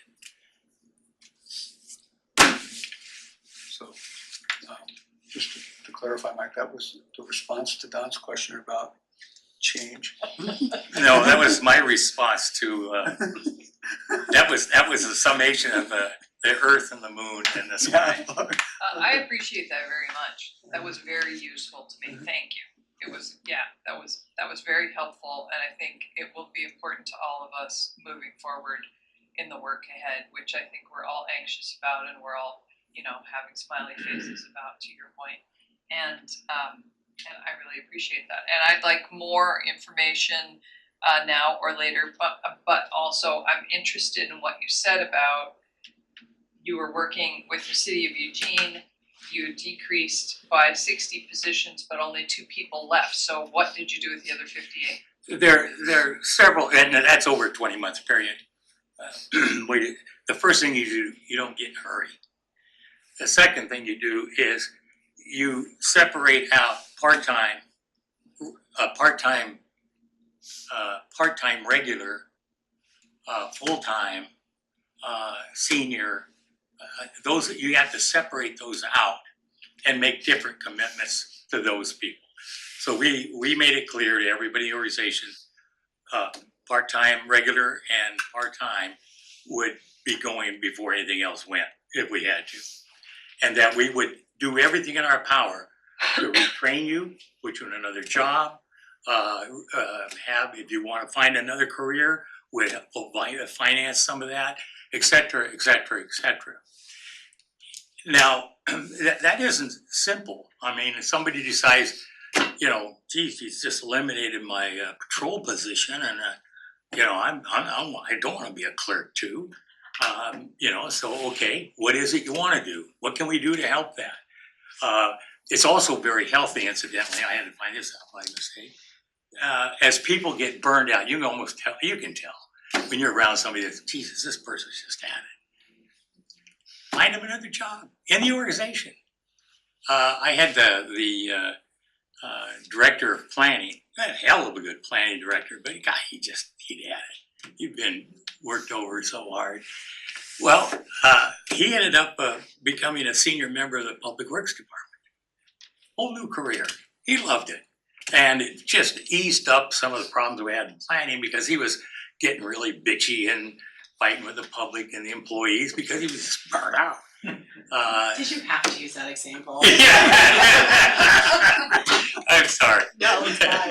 It's fine. I'm not there yet. Yeah. Well, and see, the thing is, you want to get to the point where the organization can go, somebody in the organization can go, I need help. I got to get out of here. I'm going to die in this phase. Because those people are your machine. They are it. And you just got to really commit to making it their ability to perform much more elegant than it was in the past. So changing people's jobs, new careers, rearranging organization.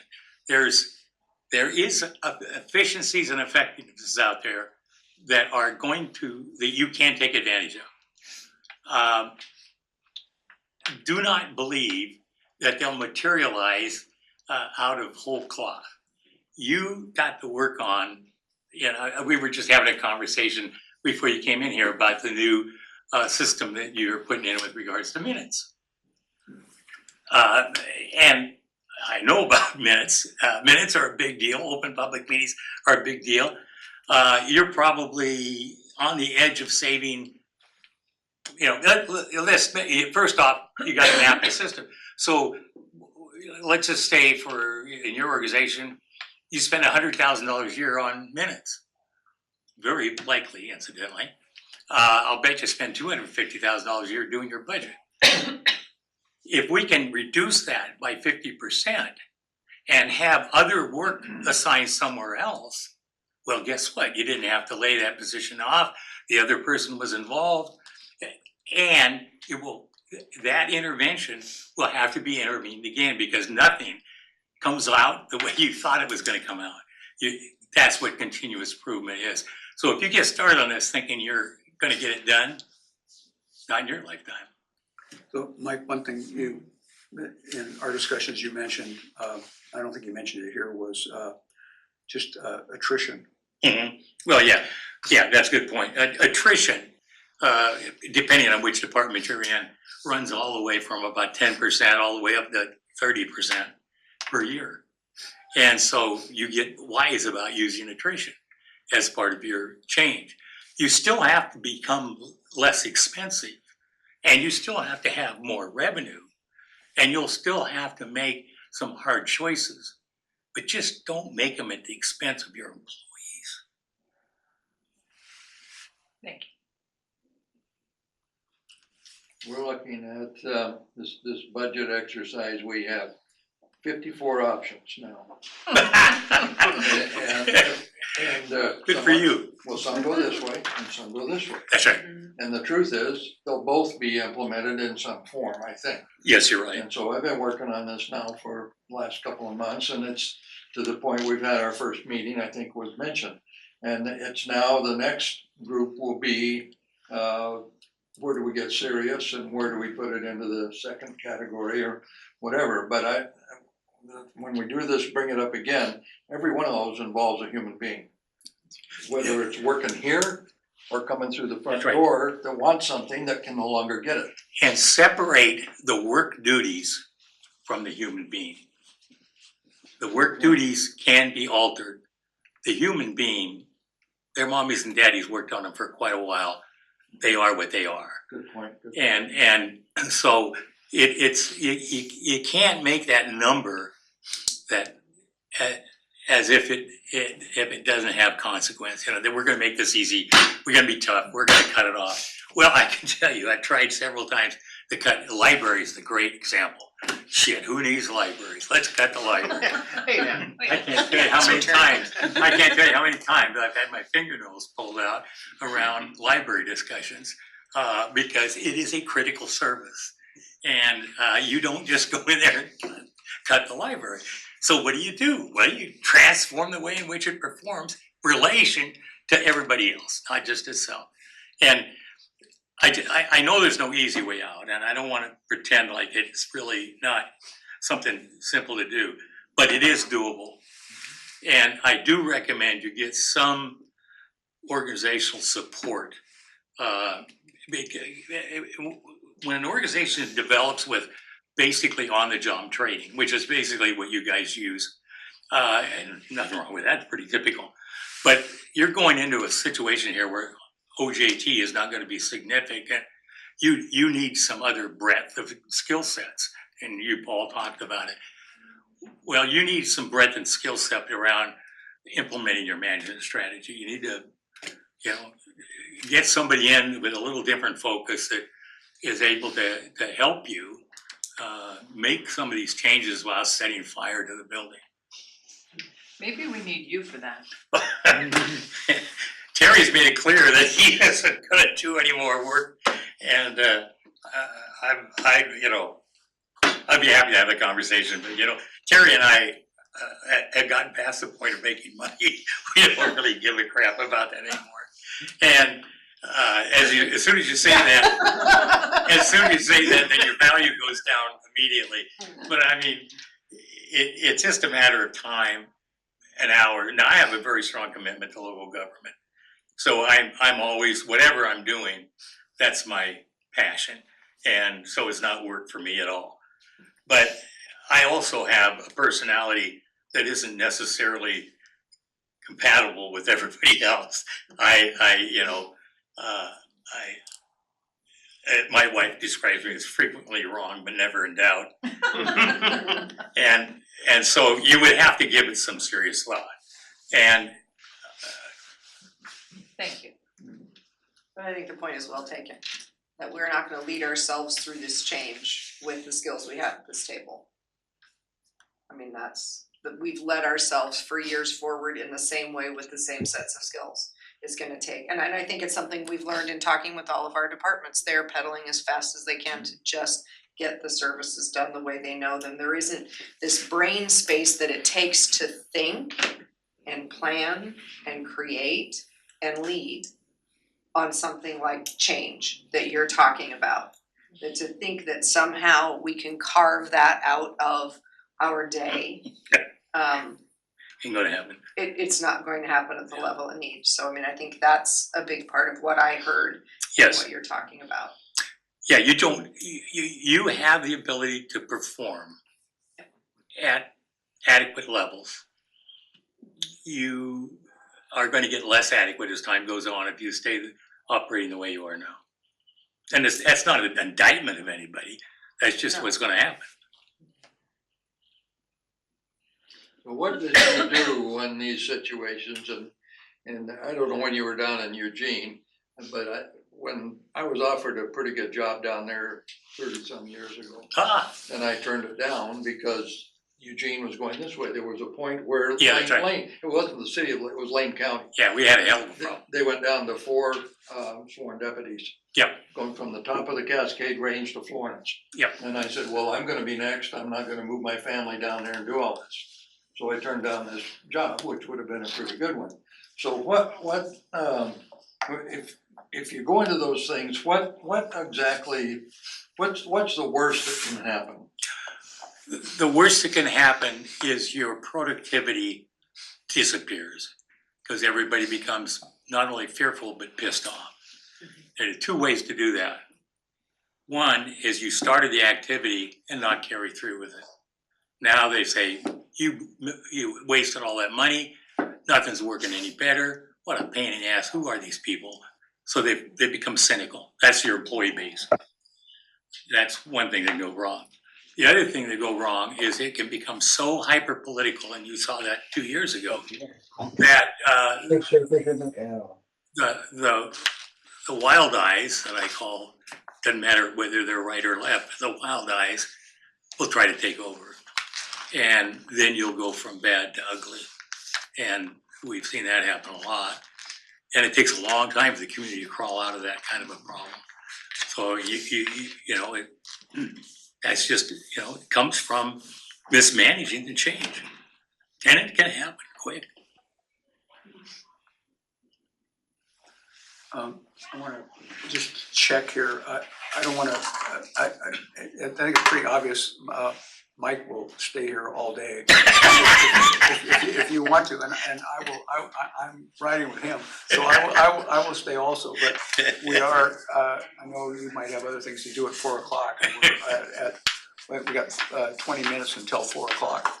So I think Mike, maybe. And if you want to keep asking Mike questions, do so at your own risk. Otherwise, maybe talk about the actions a little bit and see if we've got what we need to make progress on that or not. I'm just curious,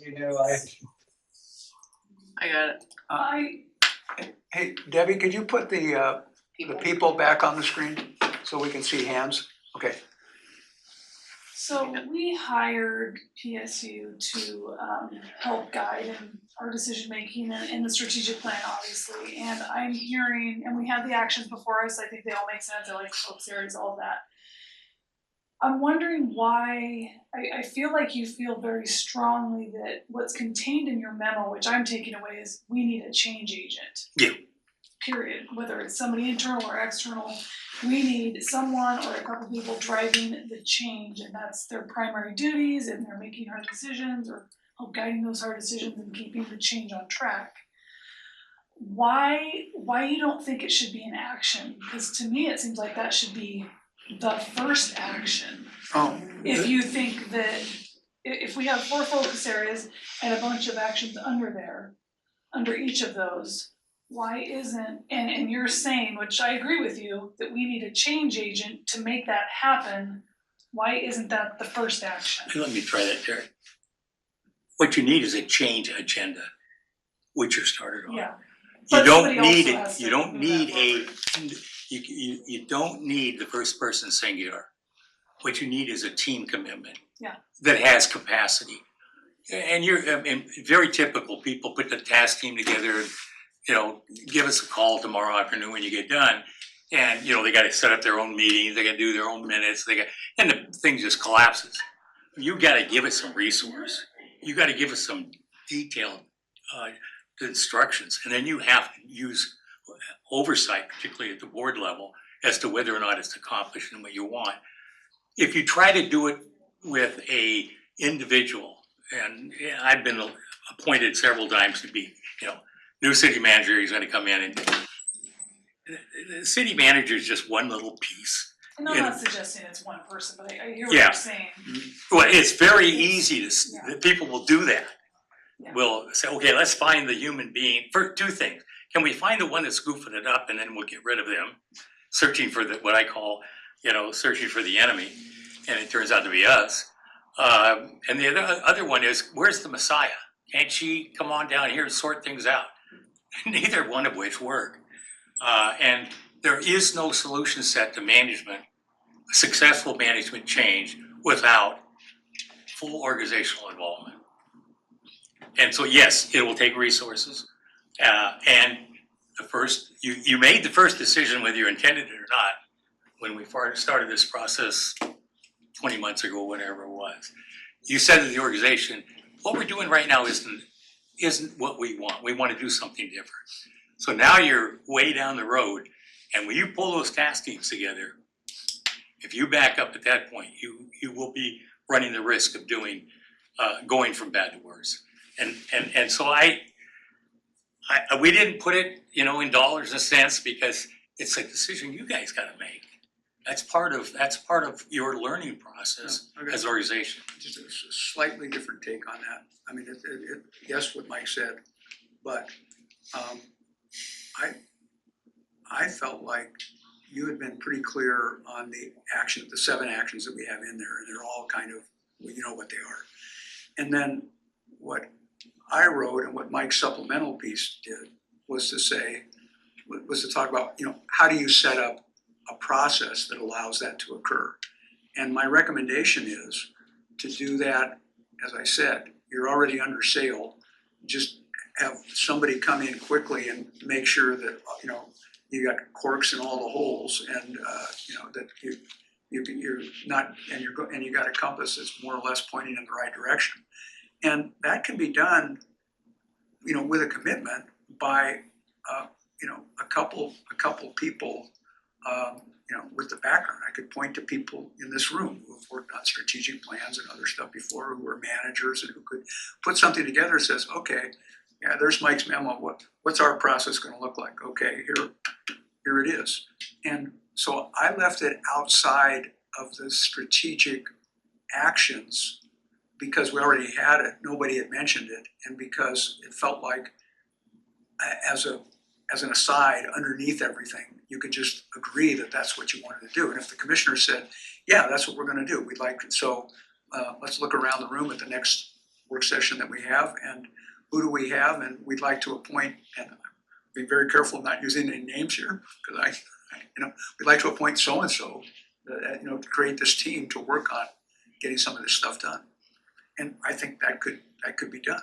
And you could have an overarching team leader that's, kind of the macro, keeping track of the teams, but that's basically the board's obligation. And you've heard me talk about this before, the biggest change in this organization, if it's gonna succeed, it's the decision-making of the board. If a board says the organization is gonna be productive and oversights it in that way, it will be. If they don't, it won't. Same with the city council. So productivity and efficiency begins and ends at the policy level.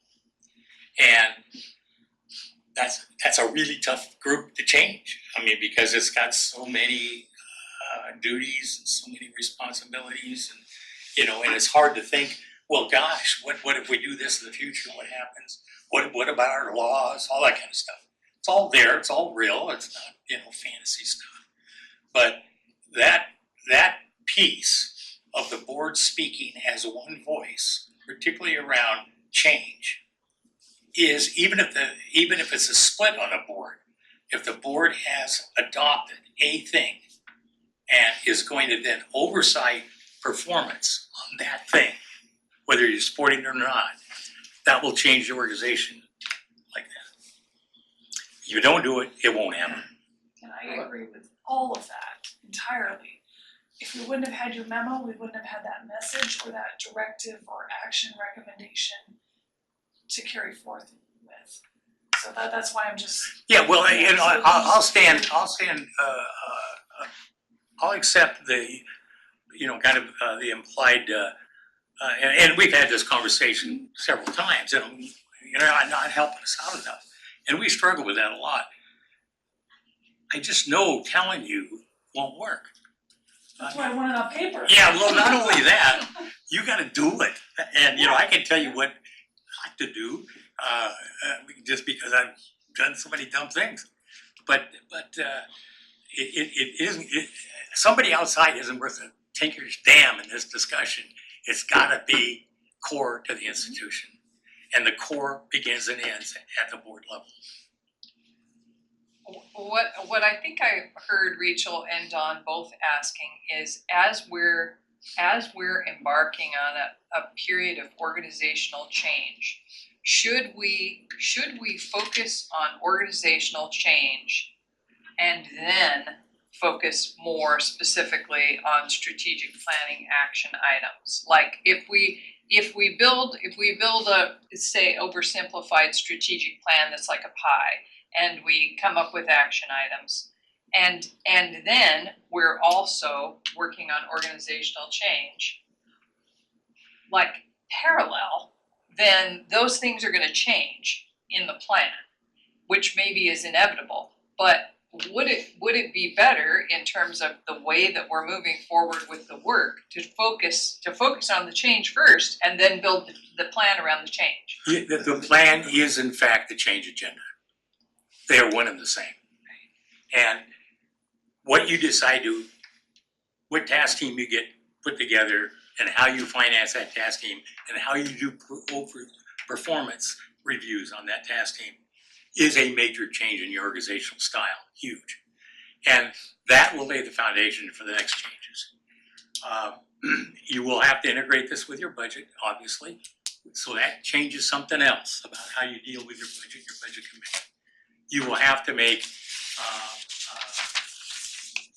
decisions that are typically not made in the budget period, before the budget period, or else you won't, you'll get stumbled up there. So Terry and I, or at least the thing that's important is having chosen a direction, which you have. You've got 6 ways to go here, and then they're obviously very integrated. Then how much resource are we gonna put towards that so that we can get to the next step that we need to get to quickly or significantly? And do we have enough seed corn to keep from burning it while we're trying to fix it? And I would say you do, but you wait another year, you won't. You're there, you're up against it, but you're okay. I mean, as far as I budgetarily look at it. So the strategic plan, we think, needs to be done every year. And it's a way in which you do business. And the board uses that to control their work agenda. And it really is the board's work agenda. We are going to do this organizationally, and we're not, like Terry said, the hell with the bocce ball. We're gonna vote, we're gonna have bocce ball? No, I'd rather have another, basketball court, I don't know, whatever, But it turns out to be a hell of a tool, because you can say no with a straight face, and as a group. And then each year, you put your strategic plan together, that is, what are we gonna work on? Your budget committee then recognizes what are the priorities, and they quit asking for bocce balls, or if they do, they get smart about how they're gonna politic it. And the next year, you make another strategic plan. So, Terry, you were gonna go somewhere with that. And Don had something. No, I wanted to hear it from Don. I was gonna say that I think where my question was more like, we know we have in the not too distant future some really difficult choices to make. And as we make those really difficult choices, there will be that invariably there's pressure. I've been through it multiple times. And when that pressure happens, staying focused on a strategic plan becomes a lot harder. So and I think we're kind of talking around that today, like what is the control mechanism to make sure that we're still able to stay on task with that as we deal with the reality of those changes? A majority vote of the board, and by ordinance in a public meeting, so that to change it, you gotta vote again. That's the one that says no bocce ball. No, we're not going to do whatever. We voted, and this is the way it's gonna be. Now, it may change. We may have conversations about it. We may have board members that are not fully supportive. That's cool. That's what your politics is all about. But you made a choice. And somebody's gotta come in there and change that choice by vote. And it can only be the board. They're the citizen or manager in the organization that can do that. But when they say that, you'll stay on track or there'll be a consequence from the board. Go ahead, sir. Well, and with that, I think we have to define what productivity is. Because productivity means different things to different people in different departments and different services. So if we're going to have some metrics for productivity, I think that's going to be department based as well. And we gotta figure out how we do it. Productivity is a multifaceted thing. It is doing the right thing, which is the most important part about productivity. You can be really efficient about sailing to South America, but you want to go to Britain. That's doing the right thing. Only the board gets to choose the right thing. And they should do it after they get full analysis, not from their hip. And doing it the best way is the other portion to it. You gotta have both of them. And doing it the best way is really the management's responsibility with consultation with the board. But if the board merges those choices together, doing it and thinking about it, I always refer to it as being the person that is in charge of the forest and is also chopping down the trees. Chopping down the trees take a whole different set of energy, and you can't be too worried about what is happening to the forest. You can kind of worry about it, but you're not going to change it. Thinking about the forest is a very long-term discussion, has lots of impact, and somebody else could chop down the trees. Thank you very much. If you don't make that distinction with the organization, and it's always blurry. I mean, I'm not saying you're Chris, but if you don't go out of your way to make that distinction, you'll never get your management to perform. It'll be politicized, not because you're bad, but just the nature of the organization will politicize the damn thing. And now, instead of having a clear discussion of the board, you have this fuzzy underground discussion and some movement that you can't quite understand. You just get all messed up. You also have a hell of a problem evaluating performance. If you haven't set the standard and then observe the standard,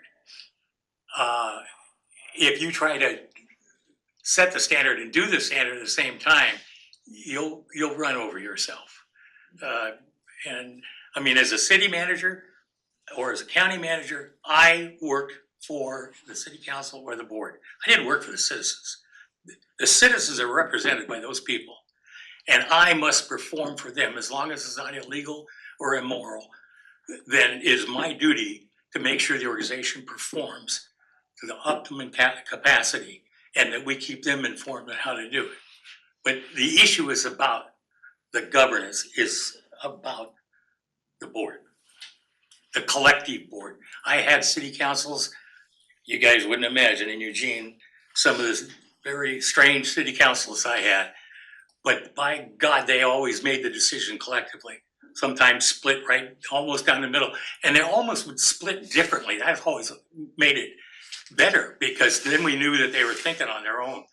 They didn't, they still cabal about things. But you'd just be surprised how strange a group can get together and start doing really smart stuff. It's always shocked me. But it is, that's democracy. So I have a question. This, by the way, this is the best discussion since I met you two people. So you've had a number of failures. Tell us about your worst mistake or your worst failure.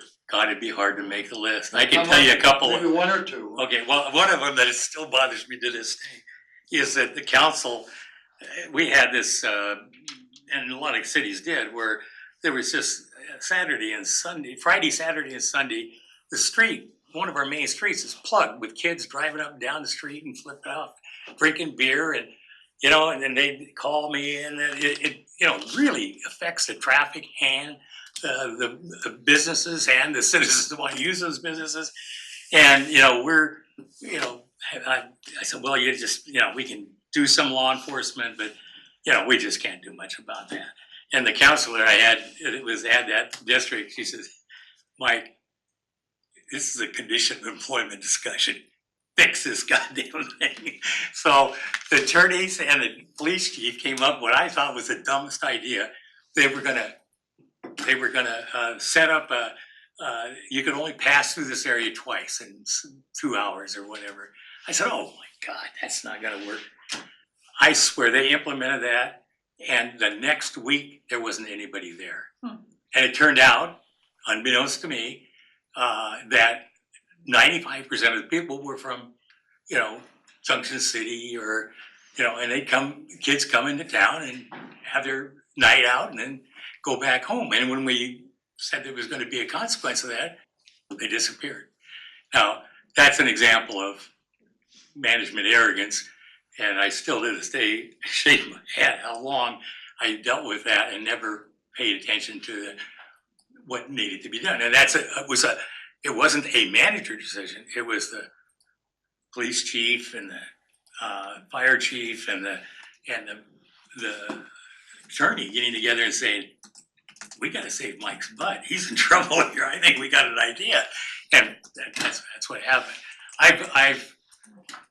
One of the really big first mistakes that I can recall is when we had my first big cutback, and I was going to be assertive, and I was going to be, I'm going to make these decisions, and took these budget shots to the council, and by God, we got it in balance, and I mean the organization turned into a nightmare of disappointment and argument and attorneys and unions. And after that happened, I said, I'll never do it that way again.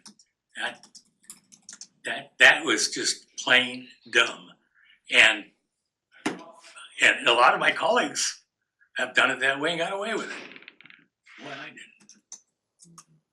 I could give you a whole list of others. And so could my city councils. Okay, so let me just take the pulse here. Are people still okay with going on? Because we'll sit here and work through this. Or do you want to try to move to some kind of decision about, where we go from here? Let me just try to summarize and see where we are here. Having heard no comment on any of the 7 major actions, it's possible that the 7 actions are okay at some level for the strategic plan, with the exception of what Rachel raised, which is, do we want an action that is a get started action as action number 1? And my response to that is, we could do that. I don't have a problem with that. We could also say that based on this discussion on my memo and Mike's memo, the board could acknowledge that, yeah, that stuff's gonna have to happen, and we've got time for it. To put a little bit of a happy face on this, we're here in the middle of July having this discussion about actions.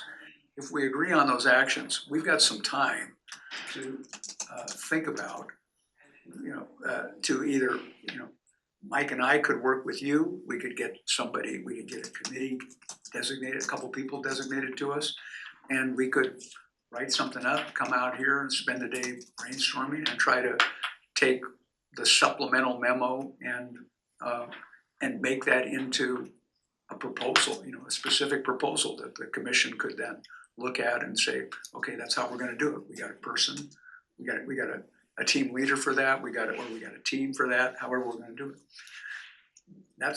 We've got time for that, and it could be, in my opinion, it does not have to be part of the strategic plan in the document itself, because I think it's got a lot of detail in it that kind of diminishes the plan itself being focused on kind of really these kind of bigger items, but could be done that way. So, but I don't, by way of summary, I don't hear any disagreement about the need for something like what we've talked about there, for some kind of, overarching process that lets all of that has some checkpoints for the leadership team and the commission, that gets everything lined up so that the 7 individual actions can be worked on by a task team in ways, I would say at this point, to be determined, that would not be done as part of the strategic plan when it's adopted, but it could be something that could be done for the year 1 things in November, December, adopted in January. And now you've got, a commission work plan, a list of, work plans for the task teams organized, and whether you're hiring consultants or not, you can make that decision as your first action there. So I think you're in a good position to implement what you have. I also think that that I don't think we can handle it today. And I'm not sure it has to be done before the plan is adopted. But I think there are an important decision to make about whether you want to take the path that I called internal and incremental, where you do not a deep dive. I would say those actions are deep dives into specific things, and that's going to take some time. And whether you can't do 6 of those actions and have them all accomplished by next September. I just don't think you can do it. But I think you could consider a consolidated approach to all of them and take little shots at all the pieces, and then have an integrated view of those things and make some, to go with the analogy, what's the initial plan that we have to keep the boat afloat and to make sure that we're moving in the right direction. So, and again, those are decisions that don't have to be made today or in the plan itself, but they should be made in that 4th quarter of this year.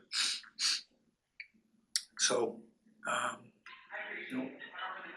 guess the question is, do we stay with the actions that we have and write the plan around that?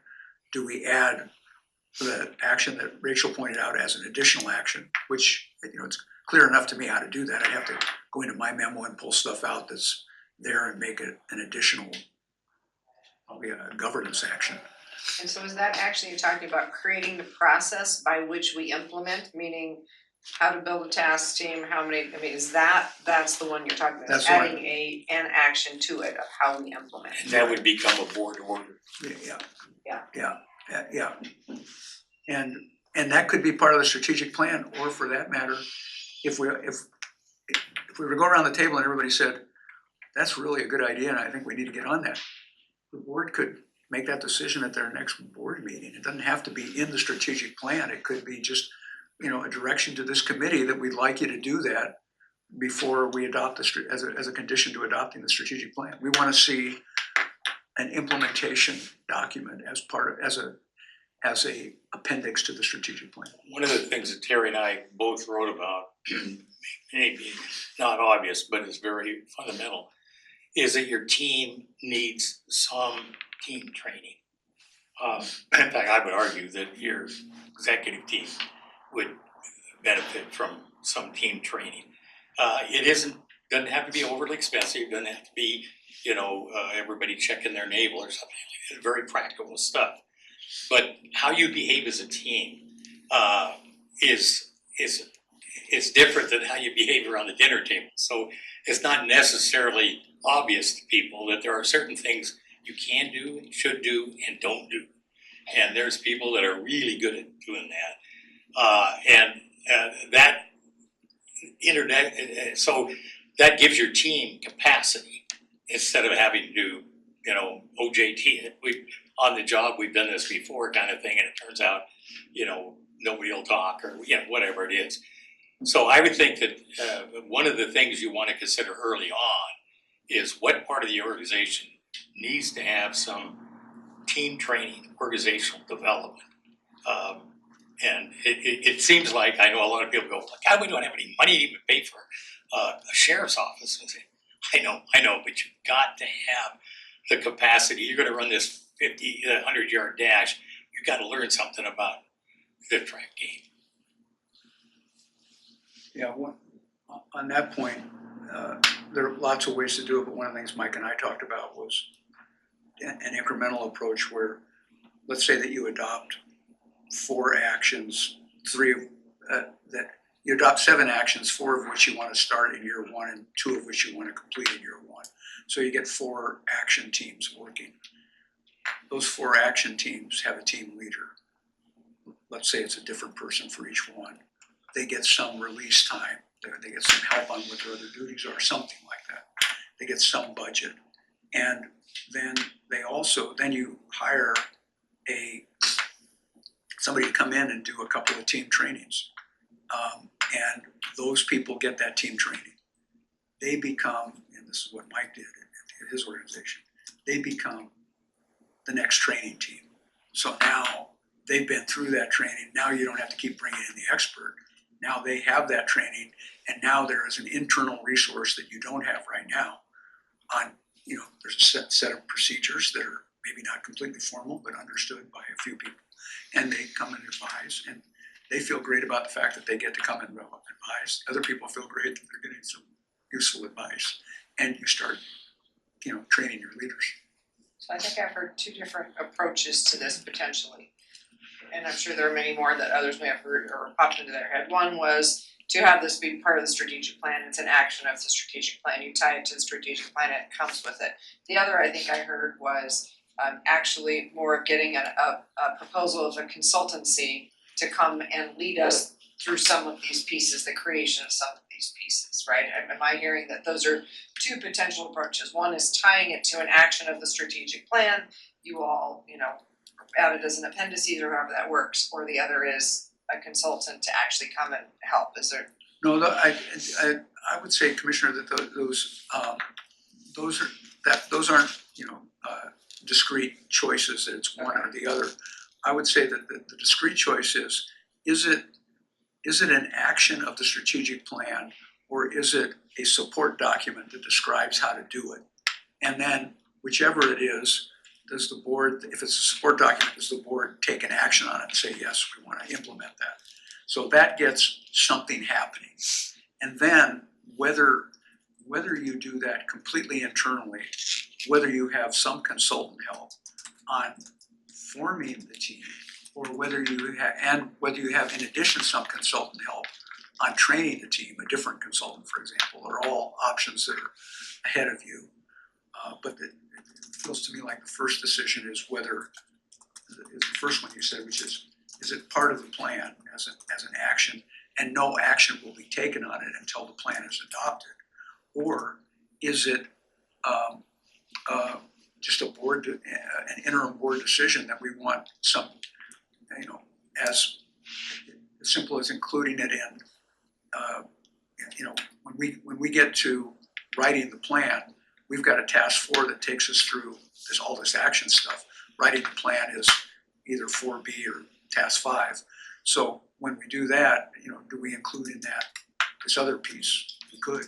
Right? And here's a specific that I think you want to think about. It's you take whatever, like Terry said, you got 7. There's no way you can handle 7 completely, but you can say these are the 7 because that's helpful to set up the next discussion. And these 3 are going to be done this year, and this one is the one we want done right now. And here's a very, I think, useful way to communicate this stuff. The board is leaning towards a work plan that is detailed for this team and this time. The dates that they're going to have is leaning towards this one. What is your opinion? Give us your opinion. Organization writ large. Now that'll start to make things very real for the organization. They're going, ooh, the board is going to choose one of these things. And here's the work plan. We're going to have 4 people, and 6 of this, and 5 of this. And you'll get some feedback. And then you adopt it you adopt your strategic plan, but then you adopt your work plan. And now that trains you and the organization about work plan and productivity and output of that work. So that's a one way to go. Because we have already created one team and have already started on 2 actions with that one team. Right. Without any of the formal structure that That's you all exactly are right. recommending.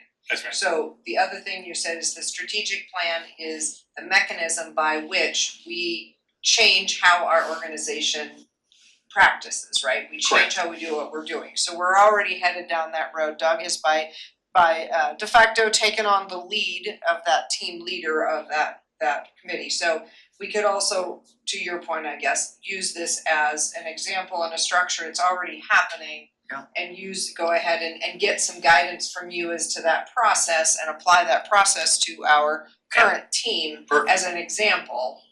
Perfect. So that we were starting now to look at what does that look like? It would mean a step back potentially for that team to come up with its purpose statement, et cetera. Well, and I think, I think that's to me, that's a demonstration to the organization that you're serious. And it also puts focus on the output that's gonna happen from that group. So people aren't gonna just forget about it. They're No, gonna, and I think there's value in that. I think we all know that something's gonna come from that, and I think Doug's done a good job of laying that out and that it's going to be. But I think when it comes time to wrap the work to its end, to its end for the year, I think to Don's point, we're gonna do all that work, we're gonna have to make hard decisions, we're gonna have to make some decisions that will be challenging. And if we had the purpose statement, the task team, if there was a formal structure within which that sat, which included what its outcomes were gonna be to the measurement point of, how will we know when we're done and have we succeeded, it could be a beneficial step. and that's why I feel very strongly, and I don't know if Terry agrees with me or not. The collective decision of the board said this team is gonna produce this product, and they're gonna do it on this time frame. And we're gonna continue to review it. And we can change it if we want, but this is how the cow is gonna eat this cabbage. That is a change in behavior way beyond what you've done before. And it will have a response, not all positive, but it'll have a response organizationally that you probably it is the collective will expressed through an ordinance or whatever document, resolution or whatever, that is publicly debated, publicly decided, and now task team perform. So on that point, Commissioner, what got me thinking about was, again, trying to leverage what's already going on. What you're working on, Commissioner Olson, I mean, I'm assuming that this is, that this is the kind of the budget committee, and the board members are part of that budget committee. And they're doing things that relate certainly to G1 and G2 and maybe to some others.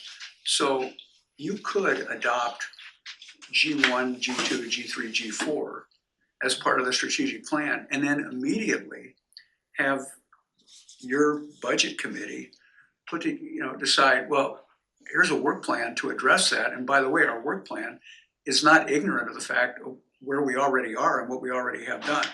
So you put together that work plan, and now you are pretty quickly you maybe consolidate. I don't know exactly what you're doing, but if, maybe you can consolidate G1 and G2 into a single work plan. And now you know what your schedule is and when you can deliver on that. All of those things are possible. There are just lots of ways this could be done, and I wish I could be more specific about the best way to do it. There's another meeting in our future, after everyone ponders, I don't know. Yeah. It feels like it's Well, there's a tripwire in there that you would want to be very careful not to step on. And if your first step out of your strategic plan is a focused budget activity, then all of a sudden, which is not wrong, and if you back your way into the political fight that you had the last time, you will have killed your strategic plan, because it will be attached to that disaster and will become politicized beyond your capacity. Now, I mean, that's a possible tripwire. I'm not saying that'll be what happens, but when you go into that, you gotta say, okay, how is this gonna spin out? And knowing it is the first step, and it doesn't have to be a disaster, but budgets and politics can get pretty hot. Well, it'll always come down to people and money, Mhm. everything you ever do. Yeah. And I'm trying to come at this from two sides, and we're gonna have another meeting in like 3 weeks, and I have 2 more things I'm gonna do, the next one. Number one, I'm gonna have a goal for money. Right now, it's very nebulous. It's floating around. It's $1 million here, 4 million there. What do we really need? And our treasurer, who's online, has given quite a bit of information. But I'm gonna try and get a laser focus. That's number one. Yeah. And then the second thing is, and we have a pretty good list, but I want to refine it on what we have to do as a condition of being a county government, and what's optional. And we know that, but I don't think everybody knows it. So I'm gonna put my arms around that and say, okay, we don't have to issue a marriage license or a passport, but we do have to have a jail. Those kinds of things, you know all that. So I want to bring it in. You think I'm going in the right direction there? I do, without having, this conversation. Where I would caution you is when you're absolutely right about getting the number. You gotta get the number first. The way we used to do it after several struggles was, we actually had the board and city council, when I was working, adopt the forecast. In other words, they say, okay, we expect next year to be a 3% increase in wages. Next year is gonna have, 22% increase in gas tax, or whatever the hell it is. And that then became an official document. When that becomes an official document, that's basically your budget right there. You've said, okay, this is the facts as we see them.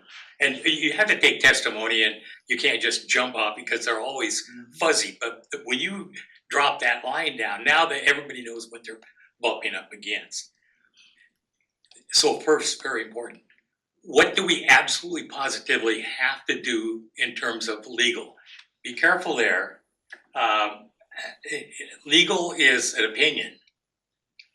It's not a fact until you've gone to court. Well, been I'm talking adjudicated. more about statutory requirements. Well, same thing. I'm gonna tell you that there's a lot of different ways to describe what the prosecutor's supposed to do. Tillamook County Budget Committee. And so I'm not, that's not a bad choice, but just don't believe that you've got everybody convinced that that's exactly what you're gonna do. And then the next step is only essential. That's where you're gonna get into trouble. Only essential. Every damn thing you do is essential, and I mean it. And whatever you do, the world will come undone around the ones you decided weren't essential. So what you really need to do is figure out how to finesse that transaction. And you need time. Don't do it in one budget year. You need strategy. How do we keep people's backs? And then you need communication with the stakeholders. And what are you going to do to mitigate the impact? That's all. If that's all in there, you'll keep from blowing it up. If it's not in there, it's pretty easy to have. Well, you've experienced it before. Almost anybody in political office has experienced it before. All of a sudden, an unanticipated trigger goes off, and you can't even get out of your house without the newspaper running you down. So, I mean, that's the pressure, and you just want to mitigate that. Be careful with it, but you got to do it, and keep remembering that productivity really does have a cash option. I mean, it can change your. You got 3 elements. You got what the hell are we going to get in revenue? What are we going to spend? How much are we going to produce? And can we do it less expensively? And the less expensively isn't, as you said about the productivity, is not doing more with less. That's just BS. More with less just gives you less, and a lot of angry people.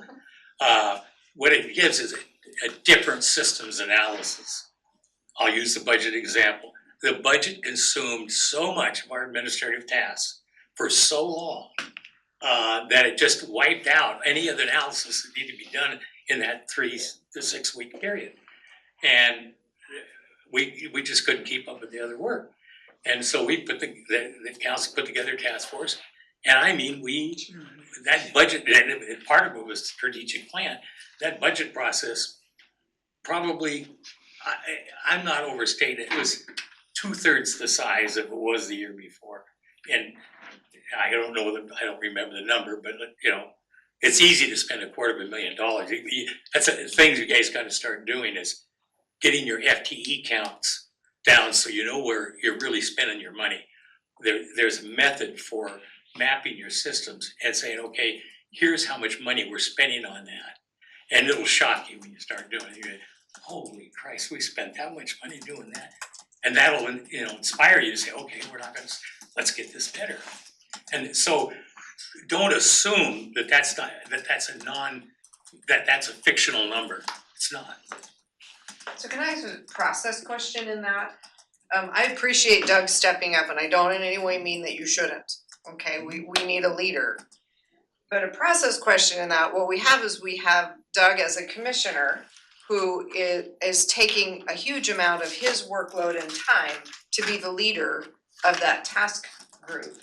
And we've invited all leadership team to participate with us, so it's the commissioners, the budget committee members, and all of leadership team. So you're talking about how do we create in our organization a process that is replicable and that we use to lead? Well, the first, I would say yes. You've kind of jumped ahead. You got this budget problem, you got it, you know, you're responsible, you know, you're gonna do something. So you did something.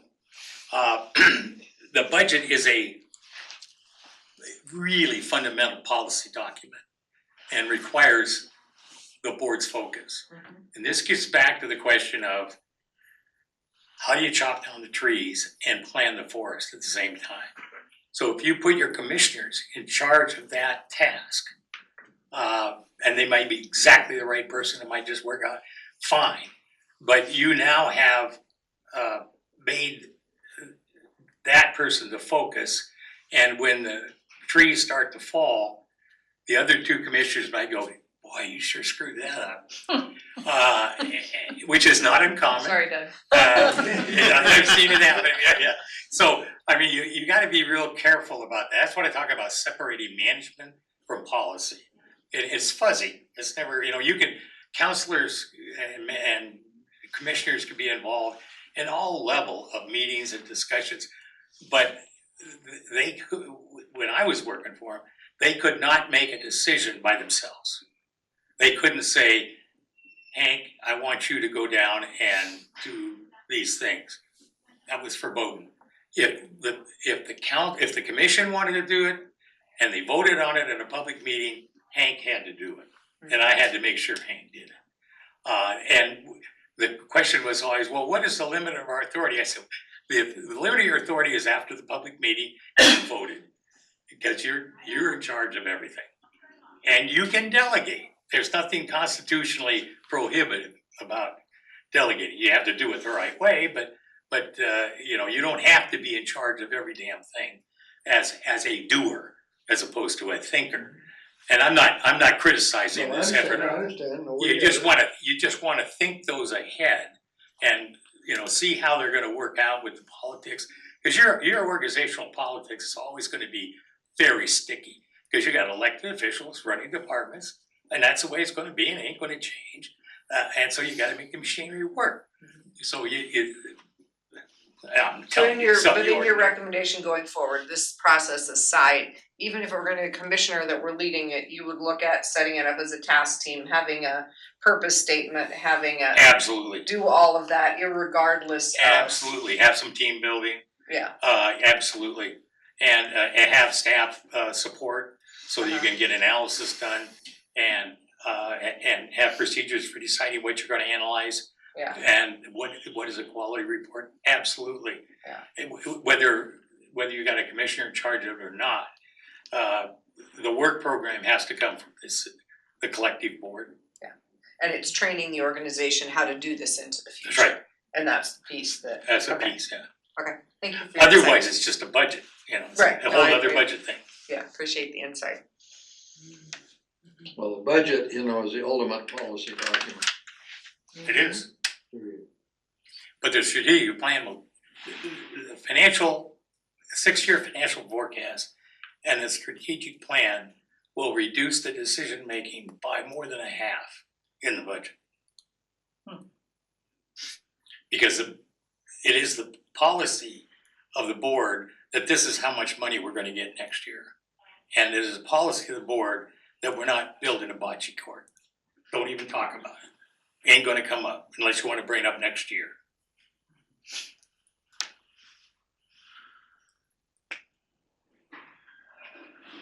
Well, I've said way too much already. I No, can it's do a that. good, it's No, a it's good a very- conversation, it's a really good Very conversation, good. I think it leaves us with things to chew on about how we would want to move forward. Whether it's added as an action item, whether the plan, the implementation of the action items we have is a process that is not part of the plan, it's just the process that maybe we commit to in a different way. Yeah, think of it along the lines of your budget. Your budget is a policy document about how much you think you're gonna make and how much you're gonna spend. And you're making those decisions 24 months ahead of when they're actually gonna happen. So it's what I used to call a statistical wild ass guess. I mean, and your beginning cash balance is the discussion of whether you guessed right or not. So, but in the budget, there is also implementation, which is appropriations, where people are authorized to do contracts and do all that kind of stuff. So the macro is the big numbers. The micro is performing those numbers in a accurate, legal manner in which you delegate. And you do delegate that because you don't do all of it. But some of you, or some decisions, you have kept your management choice with you, which isn't impossible if you're doing it as a group. I will tell you, it'll overwhelm your work, or you guys have been in planning issues and stuff like that.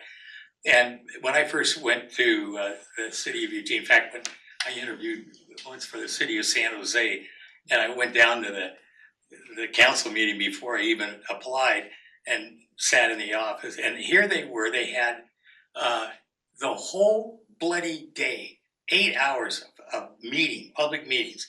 And one of the items that sticks in my head is that in front of this city council that's spending billions of dollars is whether or not they should approve the front yard setback of Loma and 223 Loma Linda Drive.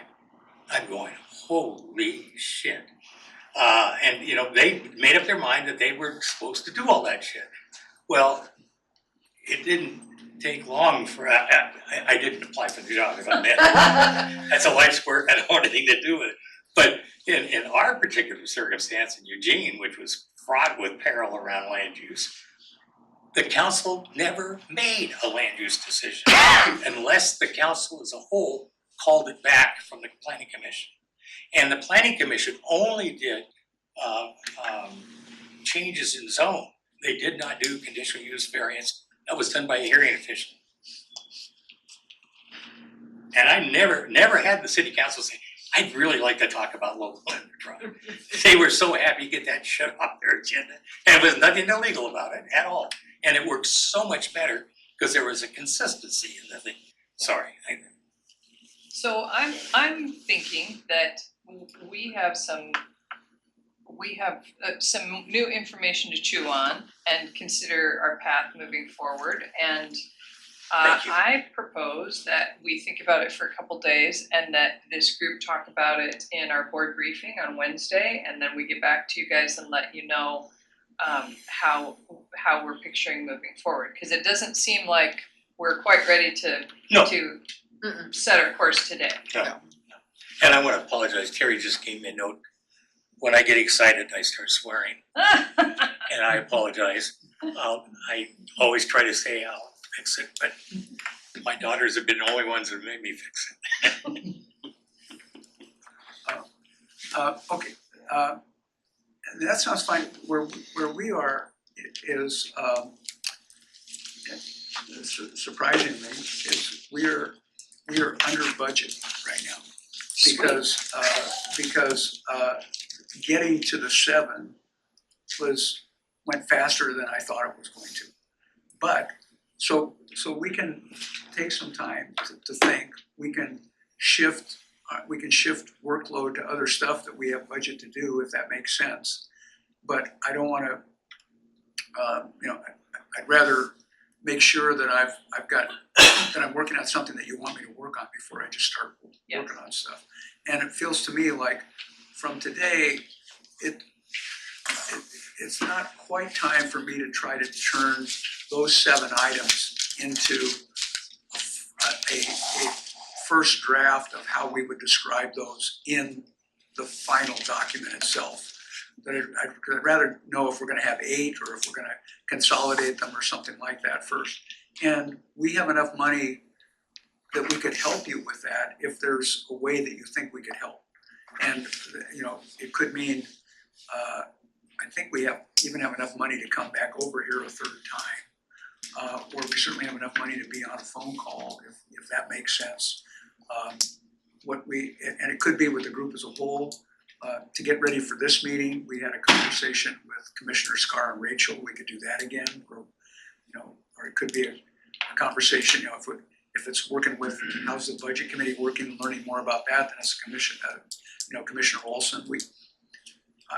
I don't know what to propose right now, except to say I think we're getting a lot closer, and it feels like what feels good about this discussion is kind of a mutual recognition of what it takes to implement those kinds of actions and the kind of things that has to be at least provisionally in place. I still keep working with that idea of it doesn't have to be done, and it can't be done. You just have to say these are the 7 elements that have to be there.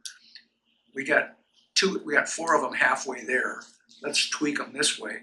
And these other 3 we don't even have a clue on. So how are we gonna fix those? And we just get that fixed up, and by the end of the year, that's where I want you to be. Is by the end of the year you've got an adopted plan, and you've got work plans that are good enough to do work in 2025. I like Commissioner Bell's suggestion that the 3 of us and Rachel take it up in some detail. I see us now at the 20-yard line. We don't know whether we're going up the middle or around the end.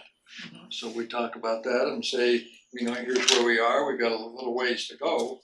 Let's see if we can fashion a way forward that would work with all you folks and get this thing behind us, because we have a finite date by which it'll be completed, at least the end of the year, sort of. And so we find a way forward and what's important, and we talked about a few other things, but I like that. I don't know where you are. Yeah, no, I agree. I think we have stuff to chew on in order to figure out the next. And so we will be in touch with you, it sounds like after our Wednesday board briefing. Do we have board briefing at time? I didn't look at the list of topics yet. Okay, perfect. The one thing I think I said before, but I do feel kind of strongly about it, is that the opportunity right now is just so strong in front of me, I don't want to lose it, of bringing that plan in by October, so that there's a plan there that is then ready for the development of work plans that can be ready to, put in the normal budget committee process, where you don't have a special study going on right now of doing the budget, where the policy part is now sort of done, and the budget can focus on budget numbers rather than what Mike and I have observed, when the budget process becomes the policy process, and that just gets to be a mess and often inefficient, because people spend money on, people spend 80% of their time on things that constitute 5% of the budget. And the other stuff is just, not even seen and rubber stamped. The old 80-20 rule. Yeah, well, for the 80-20 rule, I think it would be an important improvement. It would be an improvement. I'll quit talking after this, but I wanted to share with you that when you get the organization moving in the direction, you will feel it. I mean, both emotionally and productivity wise. And it is such a delight, honest, to be able to clearly understand your roles, to have an open discussion about things. It just makes it so much more fun. And it keeps you from getting whipsawed so much by the public, because now you have a pretty good idea where your bearings are and, whether or not you're gonna go down that path. And not that you're not gonna have politics in there, but I describe it, and it's happened to me in a couple organizations. It feels like the organization actually levitated. All of a sudden, the friction just didn't go away, but it was much more manageable. Work plans were much more manageable. Work time and commitments were adjustable. It just was a hell of a lot more fun. Well, that's a happy note to end on. Right. Thank you all, thanks everyone for this excellent discussion. If we need for bocce ball though. Yeah, sorry about bocce. Okay. We're done. Adjourned. We're 40. Okay. Gonna be here tomorrow, or you know? I thought we had something, I'll have to go look. Something tomorrow, let me look at my calendar, look at my Maybe laptop. Maybe Battery it's- died. maybe it's later in the week. So, I've seen lots of boards. Yeah. You guys are doing great. You're doing fine. And I know sometimes it feels like all this advice, like, Well, well, shit.